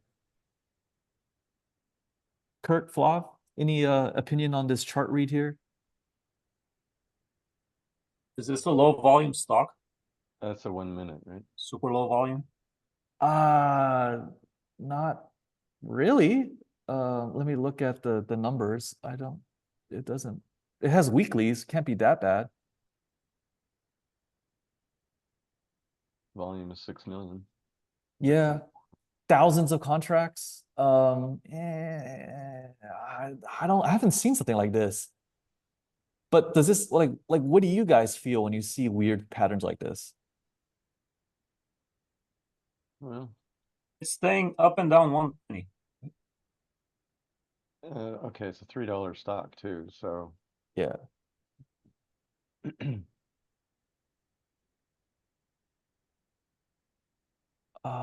It cleans up a little bit on the 5-minute or on the 15-minute charts, but yeah. Okay, but anyway, this will be impossible to trade. So it looks like we have to do Yeah. KRE. So, but yeah, just keep a watch out on your watch list, for KRE because the banking contagion is You know, I mean, is this America's shadow banking problem? It is in a way, right? It's not like China's situation, but it's comparable. Okay, let's get out of this. Sorry, talking about this to death. Okay, New York migrant shelters. I mean, the headline speaks for itself. We can't really trade that. You know, fish tacos are rough. And again, looking across the ocean, food businesses are a disaster in China, and high end, medium, and low end have been wiped out. And then the micro business end have been wiped out, which are the street vendors. So low barrier to entry, but in theory, like you're mobile, you can push a cart around, you should be able to sell some food. And a lot of young kids are finding out that it's a catastrophic nightmare, and they're further behind than when they started. And it seems like reluctantly in China, the winning move has been to lay down and not play the game. Like it's really sad. So yeah, we're gonna see a lot of this as California follows the canary in the coal mine of China into an economic abyss. All right, airlines. Let's skip the headlines and let's look at the actual ticker. So we'll look at American Airlines and Boeing and the parent ETF, which is Jets. And let's start with that. I have a small short position on this, waiting to get paid off tomorrow. It's been ramping up unexpectedly today, or the last 2 days, but hopefully it'll close out tomorrow. Okay, so here's Jets. Why did that reset? Sorry. So here's Jets. It's a basket of domestic airlines, and yeah, hasn't been having a great time. So yeah, so pretty sideways and flat. All right, now let's shift our gears to American Airlines with their upcoming strike. And interestingly enough, I did date a flight attendant. She's big into mushrooms, ironically. Cute Asian girl. I should text her and ask her how the strike's going. You know what? I'll do that. I'll text her. Let me write that down. Text AAL mushroom girl. How she flies with mushrooms on the airlines, I don't know why and how. Like that is above my pay grade. Okay, here's American Airlines. Right off the bat, I didn't know it gapped down. Oh, holy crap. What the hell happened? Wow. Look What at on happened? balance volume. Momentum fell off a rock. It was flat trading off the zero line, then went to negative 10 million shares a day for a while. What the hell is going on? And don't forget, we just set a new travel record, what, a week ago for Wow. the Memorial Day? Okay. Are they going out of business? It looks like they're trading like it's going out of business. Right. I mean, it's reliant on the US consumer, right? And nothing is Yeah. shakier than the house of cards that makes up the US consumer. So let's look at some cousins. Let's look at Southwest and see if this contagion spreading. Hmm. And yes and no, we're seeing stability on momentum for Southwest. Price action is not gapping down quite like American Airlines. So there is some divergence. But let's look at some other folks, right? The big dog is Delta, DAL. So let's take a look at Delta.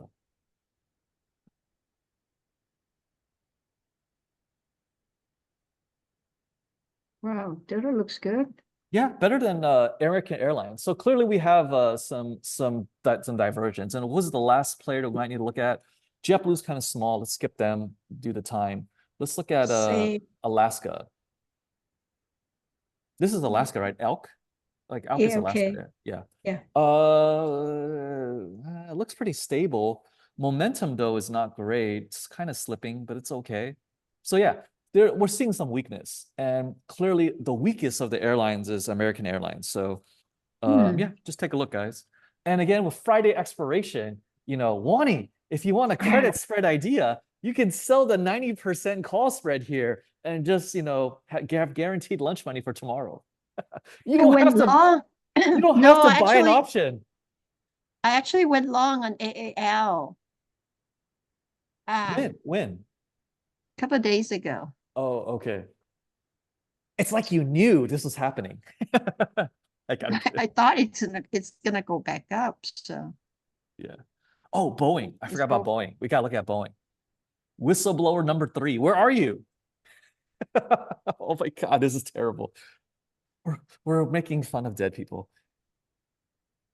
You know, another person died.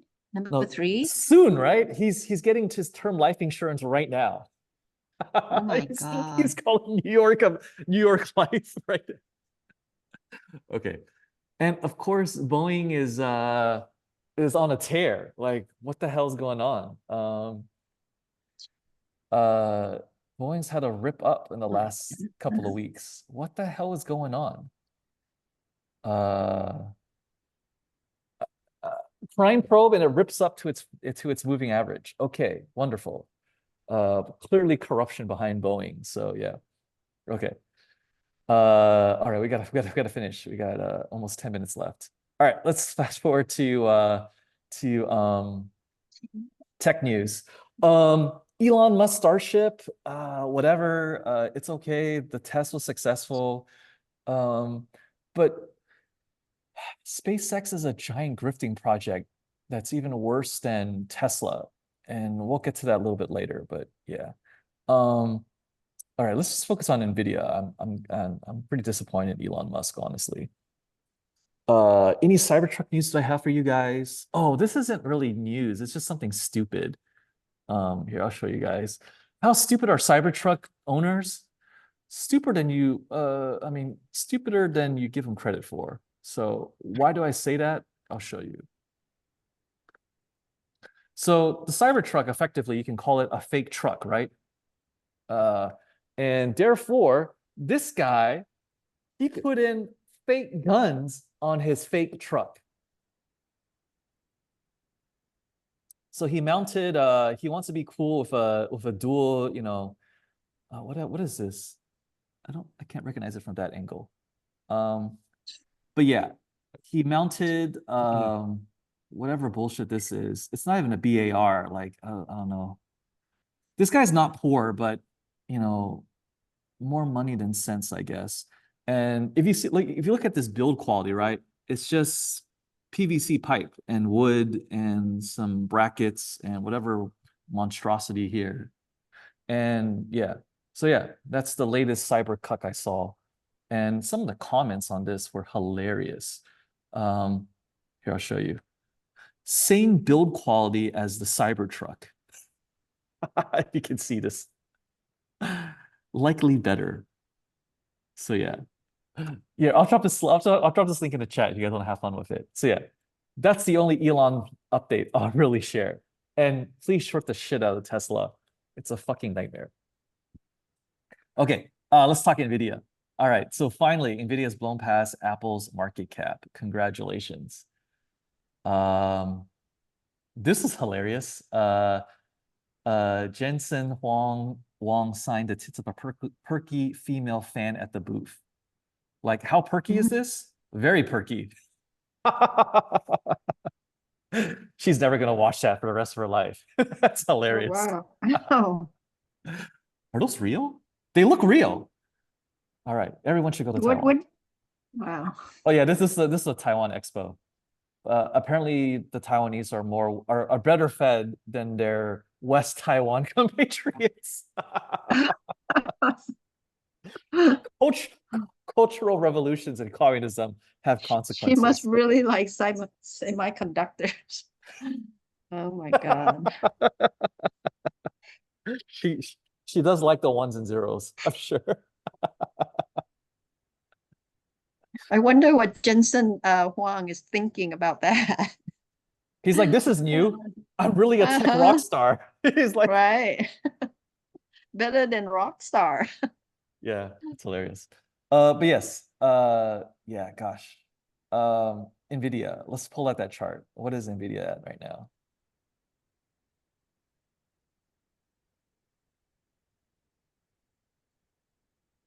So we really gotta watch that split, guys. The 10 for 1 split. It might destroy the market or rip up like crazy. Just be really careful.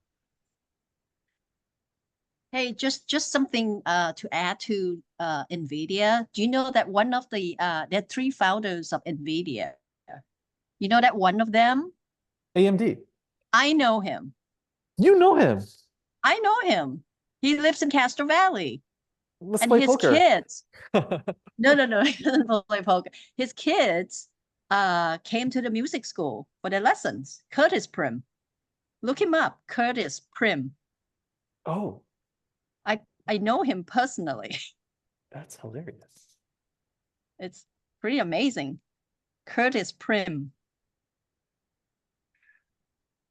He lives in Castro Valley. The guy in the middle.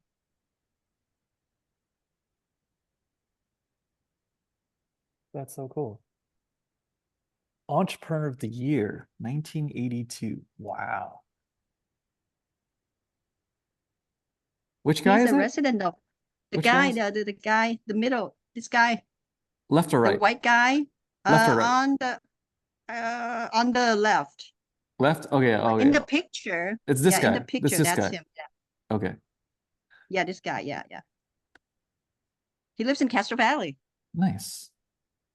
and his kids came to the music school. Are his kids nice? Are his kids nice? How many kids? What do you? I think he has two boys, two or three, Oh, two okay. boys. Yeah, Who's his wife?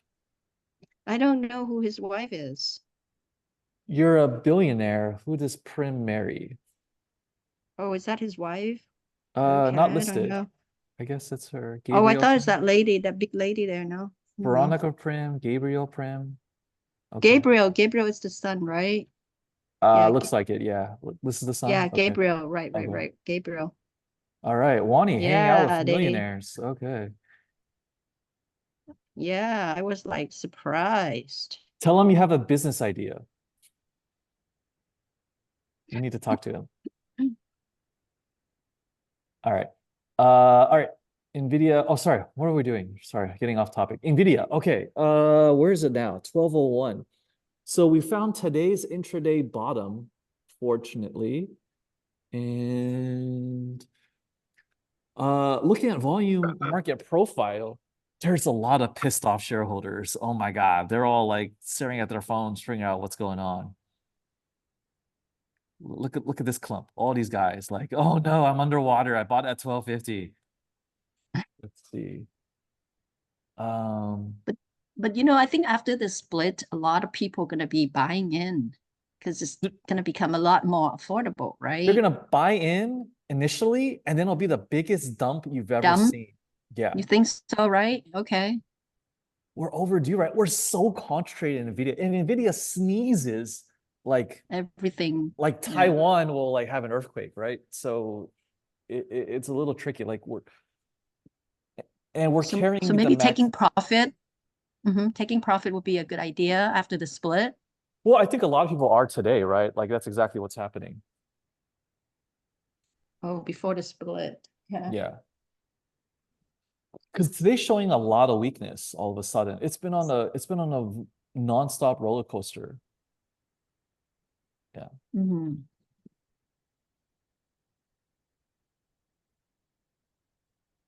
But yeah, let's look at the betting public and see what that looks like.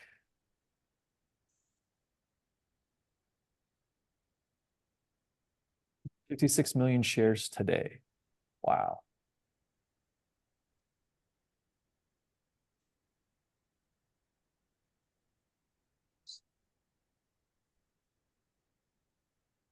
Expected move of 37 by tomorrow. Okay, wow, this is cool. Getting a little bit bearish. Sorry, misclick. 0.7 on put call ratio.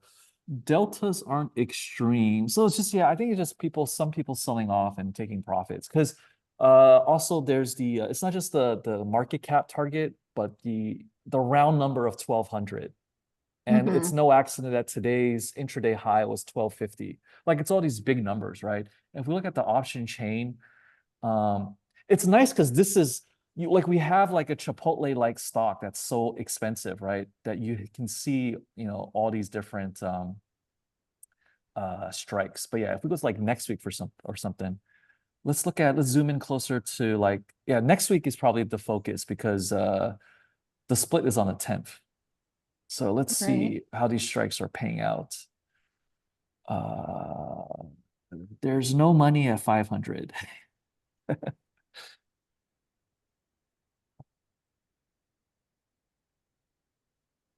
on. Oh, too many strikes to load. This is okay. Okay, it's scrolling is a little slow. Okay. Let's scroll to the extremes. There is money at, oh, sorry, over scrolled. All right. This data feed for NVIDIA is making my computer hurt really bad. Okay, so at the $2,000 strike, you can sell naked for $16 for your calls at least. Okay, Wow. so there is a market. There is a That's still market. expensive. That's still really expensive. Yeah. And then Don Kaufman explained this a little too fast for me, but his video yesterday said like NVIDIA, if you weight its volatility against its competitors and peers, NVIDIA acts and moves like a $7 trillion company, not like a $3 trillion company. Like he glossed over really fast, but that was the key takeaway I had. So yeah, obviously I'm sitting on a bunch of positions and waiting for tomorrow, but yeah, we'll see how it goes.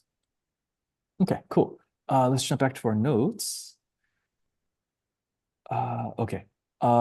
Speaking of NVIDIA, what is it for, right? If Ross was here, he'd say NVIDIA is hardware. Then we have the evolution of midware and then applications. So the value chain is slowly improving. And then here's the actual, I guess one of the key end goals, right? So ChatGPT, AI, and the other competitors. So let's see, we got Gemini, GPT-4. What is Palm 540B? Lambda? Megatron. I don't recognize the other ones. Okay. Let's see. How is training cost determined? There's two sides, right? You have to get content first, and then you have to analyze the content. Maybe content's not the right word. The artifact? Yeah, the right set of artifacts. Data sets. There you go. Data sets. Okay. So not only do you need hardware, but you have to buy data sets. Like that's why like Reddit is licensing its data feed to a bunch of these folks. But yeah, let's see. So it's lots of Google, Meta, OpenAI, Google, Microsoft, NVIDIA. Yeah, just the usual players. Okay. All right, cool. Interesting little thing. Yeah, I mean, I don't think we need to look too much into this, but yeah, high-end EVs are not doing well. I do want to try the Porsche 918 Spider though. That's like a Carrera GT with electric motors that go full torque. That I would like to drive at least a couple times. But yeah, let's see. This is Tesla. What is this? Tesla. Number of vehicles produced. Okay.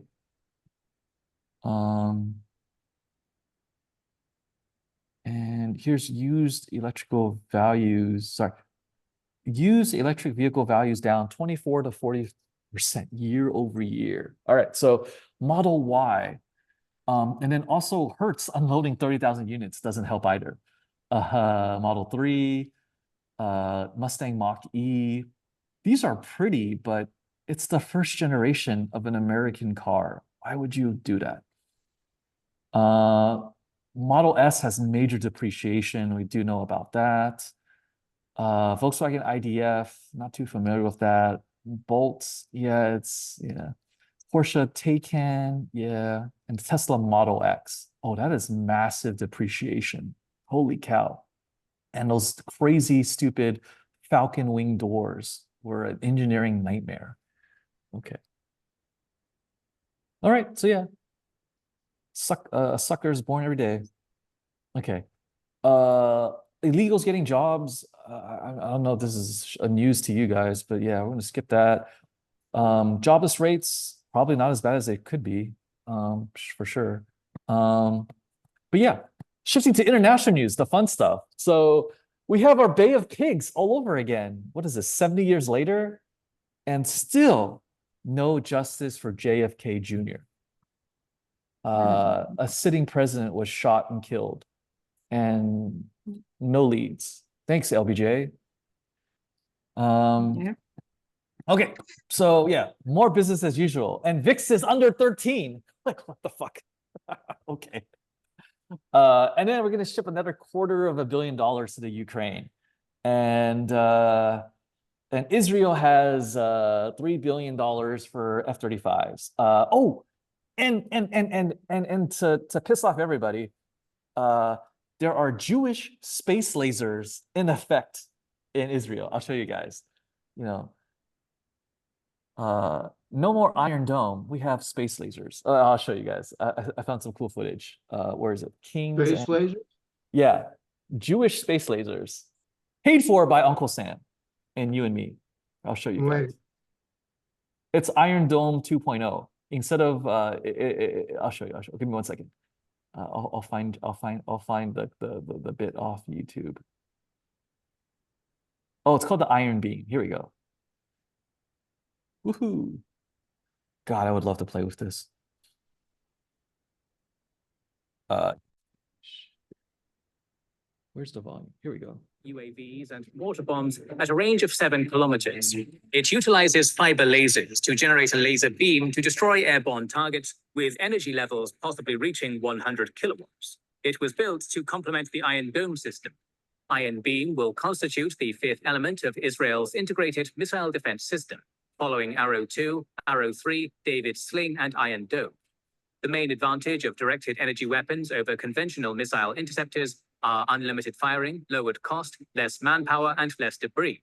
Some disadvantages of energy-based weapons include inability to hit simultaneous targets quickly, clouds may prevent beam penetration, and rockets might be created to withstand laser heat. As of 2022, Lockheed Martin and Rafael are working to produce a pair of solid-state lasers using 300 kilowatts. Iron Beam or light. So yeah, that came out yesterday. It's pretty cool. God, I would love to play with this.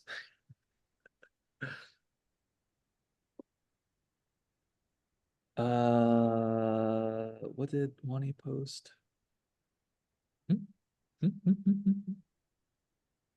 Oh, just a commentaries from Tom about NVIDIA.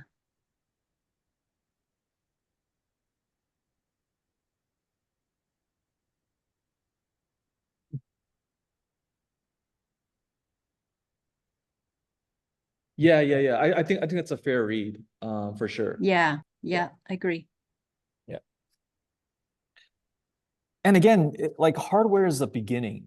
It's not an end unto itself. But yeah, Cisco. Yes, I saw that posted elsewhere too.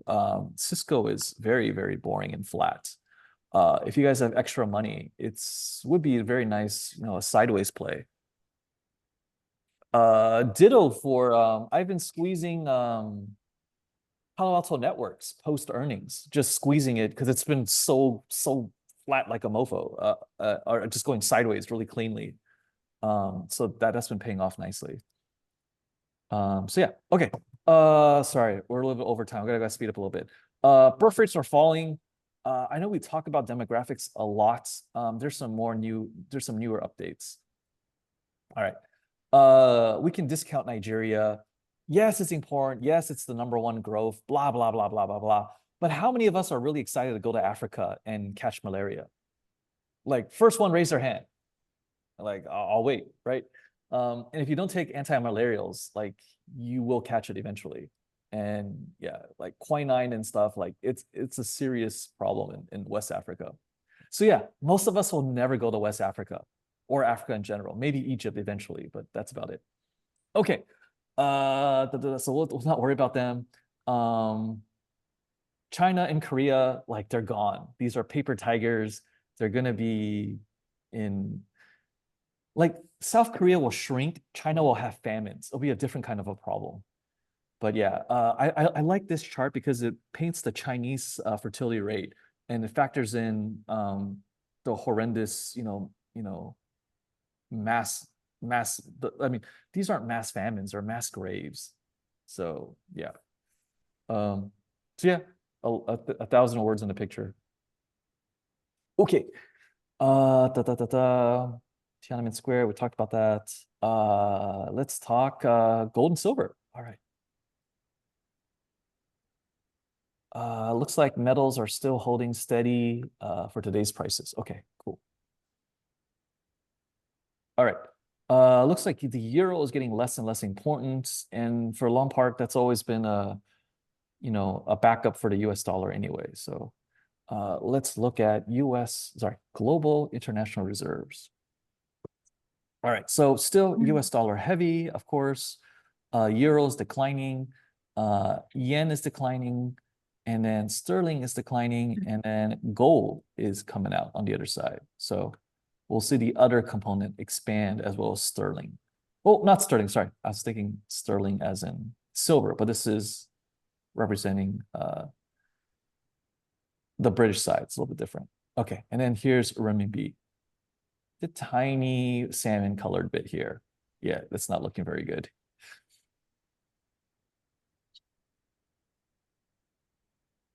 See, and I want to show you guys this as well. Okay, here we have some more currencies. Well, this is the leftovers of the Deutsche Mark, the franc, pre-euro, I guess. And again, if I was a sovereign country in Europe, I would have never joined the EU. Like, the euro is a disaster. Like, you don't want your neighbors enslaving you. Like, Germany's paying all of Italy's bills for the most part. The whole pig sting is happening all over again. Portugal, Ireland, Italy, Spain. It's the Big Short all over again. Yeah. Okay. That wasn't quite as productive as I thought. That's okay. We'll skip this. All right. Let's look at premiums, street value. Let's talk street value. All right. Let's look at what the going rate is. Okay. Silver. Let's start with silver. 31.29.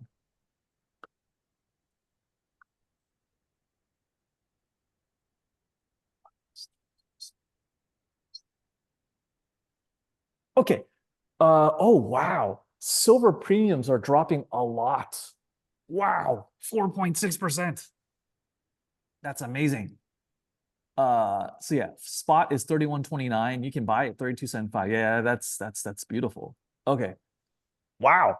That's incredible. Unbelievable. Silver's getting so cheap.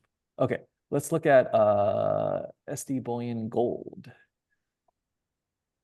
Sorry, SD bullion gold. 1 maple. Okay.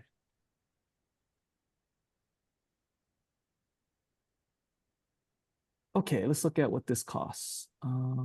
Random year, 24.28. Okay, there we go. 2428 minus today's price of 2374 divided by today's price 2374 equals today's premium rates is only 2.2%. Wow. Metal got really cheap this week. Holy cow. Dealers must have that much inventory? That does make sense. That does make sense. Metal price goes up a lot, people sell off. They have inventory to move. This makes a lot of sense. Yay, we just figured this out. Okay. Yay, having a nice brain. Okay, at least today. All right, so that's gold silver for you. It's having a good time. Gold silver ratio is at 75, a relative low. Let me show you guys the historical chart. So this just means gold is getting more valuable. Sorry.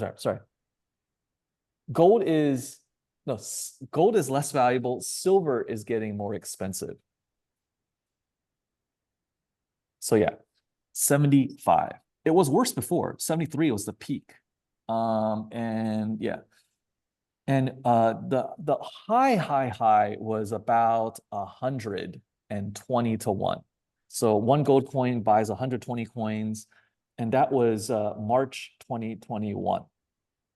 And February 2021, it was 100 to 1. I know because I sold all of my gold at the time to go into silver. But whatchamacallit, let's zoom out. Yeah, if we can see that. Oh no. Oh yeah, we can't see that. But yeah, premiums didn't spike. So I probably got the best deal overall instead of the 120 to 1 rates. All right, Zimbabwe is not having a lot of fun. Bankers hate limitations, apparently.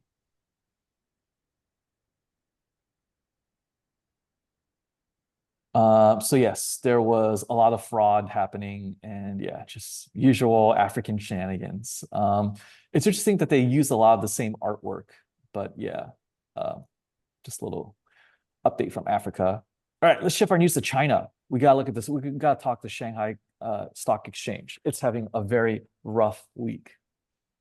So yeah, you guys seen this number north of 3,000 for a long time. And it's been north of 3,100 for a chunk, but it seems like all of that is falling apart. And the contagion cannot be hidden anymore. Since we last talked, another financial trust company has gone tits up. Oh, I asked around to see if I knew of people who had got wiped out from Evergrande or Country Garden. And one of my friends that I was hanging out with in SF the other day on June 4th, his dad is a Hong Kong real estate guy, and his dad lost 4 million USD on in his portfolio. That's not the whole portfolio, and I don't know how much of his net worth he got wiped out, but he's not even the worst hit at like a 4 million net loss. He has partners that lost tens of millions US. So yeah. Couldn't have happened to a nicer set of people.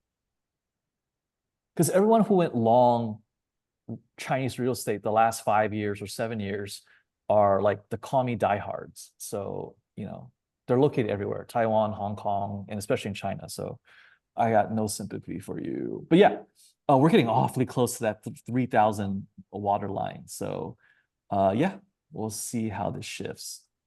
And let me show you guys the big charts.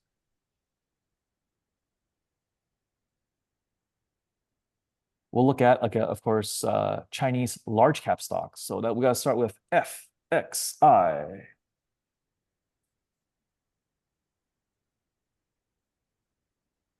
And money's finally rotating out of Chinese stocks. And I have worked really hard not to go into any Alibaba forums or Chinese investing forums on Reddit to call out to everybody. So I'm being a little bit more well-behaved. And let's look at the charts.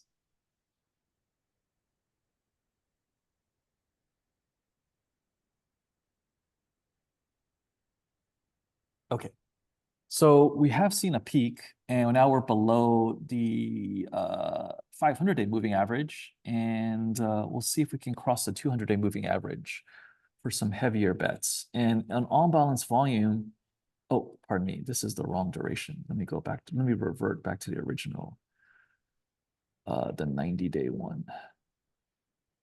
Oh shoot, how did I build this? I'll circle back. Okay, that's okay. I'll fix it after. Okay, let's see. So yeah, FXI, it is. Yeah, they're having outflows at the moment. And let's zoom out to look at more internet-centric stocks. So that would be KWeb. So this is Chinese internet large cap stocks. Very similar price action, and inflows are definitely slowing down. And yeah, curve looks exactly the same. If you want a 2xer, there's CWeb, which looks almost the same. And we'll skip showing you that since we're a little bit out of time. Let's go to our sector leader, Alibaba.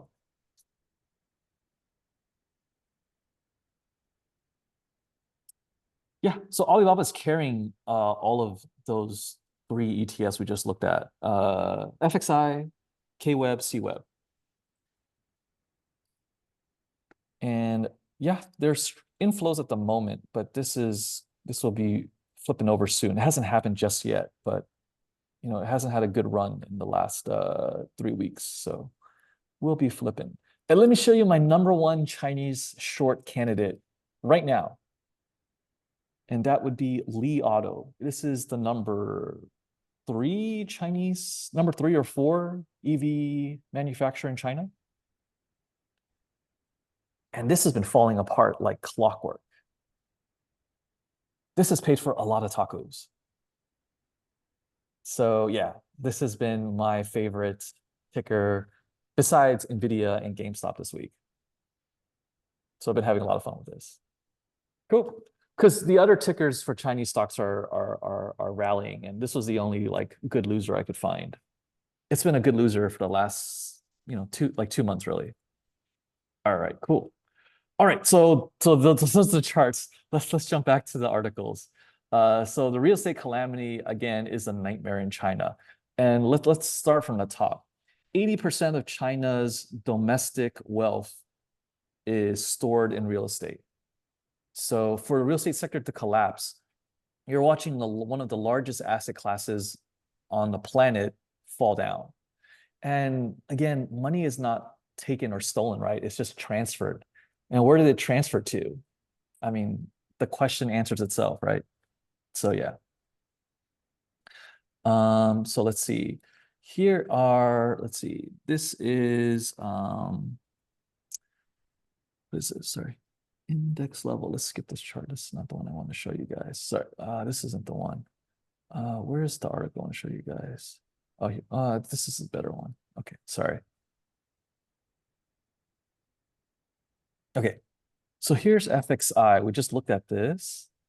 Let's zoom in a little bit. All right. Taking profit on long FXI trade has been, so this is hedge funds unloading. May 6th, taking profit on long FXI trade, which has become very overbought. China now needs to show that the gains are justified, looking to re-enter 50% lower. So yeah, so this is where it started, entry, exit, and then see if it warrants future capitalization. And that's probably a no. So finally, people are gonna let Beijing fall. And I am here for that. All right. And then this moon landing BS on the other side, like, why didn't they fly past the original moon landing sites and take a couple pictures? Like, I don't know, but we'll see what's up. Okay, this was the elite migration report that I mentioned earlier. It's from a Henley and Partners conglomerates. Okay, so here we go. This is looking at the number of millionaires who have moved to a new country. So included in this would be like US citizens who have renounced US citizenship. And that year-to-year growth is like 500 to 1,000% every year. So a lot of rich people are fleeing. So here's the current numbers, projections, and then I had a little trouble getting into more recent figures on better information. So the second link links to an older report, but we can get a sense of the Chinese exodus here. So we'll take a look here. So as I mentioned earlier in the preview, a lot of folks in China are pivoting to Australia. And ironically, America is only number 4 for Chinese elites fleeing this year. Australia number 1, USA number 4. Singapore, it's split between like Hong Kong, Singapore for like immediate intermediary departures. And then the long-term destinations are Australia, Canada, England, and America. Okay, cool. So that's where the sources are. And yeah, those are all the key items I had. Where's the market today right now? Okay, yeah, market's almost back to where it started this morning. Only down 6 points on the ES. Okay. Well, cool, guys. That's all I had for you. Something just closed on toss. And with that, let me fire up our poll and let's redo it. And let's see if you guys have new opinions on the marketplace. So let's relaunch this. So please vote hard on your screen in front of you. You think the market will be where by next week? Okay, thank you for your votes, folks. Let me share the results. Okay, 43% bullish, 43% sideways, and 14% bearish. A slight change from the start of our session, but not too much. All right, cool. Oh, and we had, looks like we have Michael and Rob that popped in. Excellent. Let me drop the Google Notes for you guys in case you didn't catch that.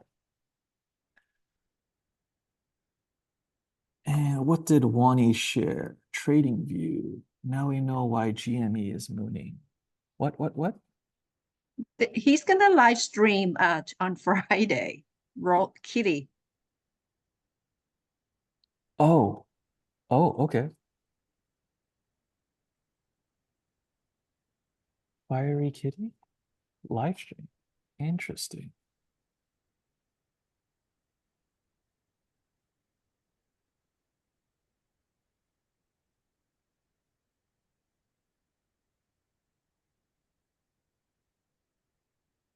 It's going pretty crazy right now.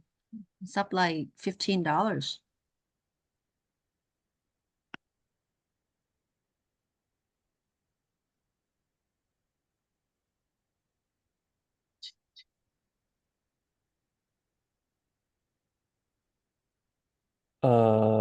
Okay. So we can trade GameStop a little bit longer. Okay, sounds good. Yeah, More volatility to sell. I'm I'm already in. all right, excellent. Okay. Let's stop the recording and let's look at earnings for today. Crazy.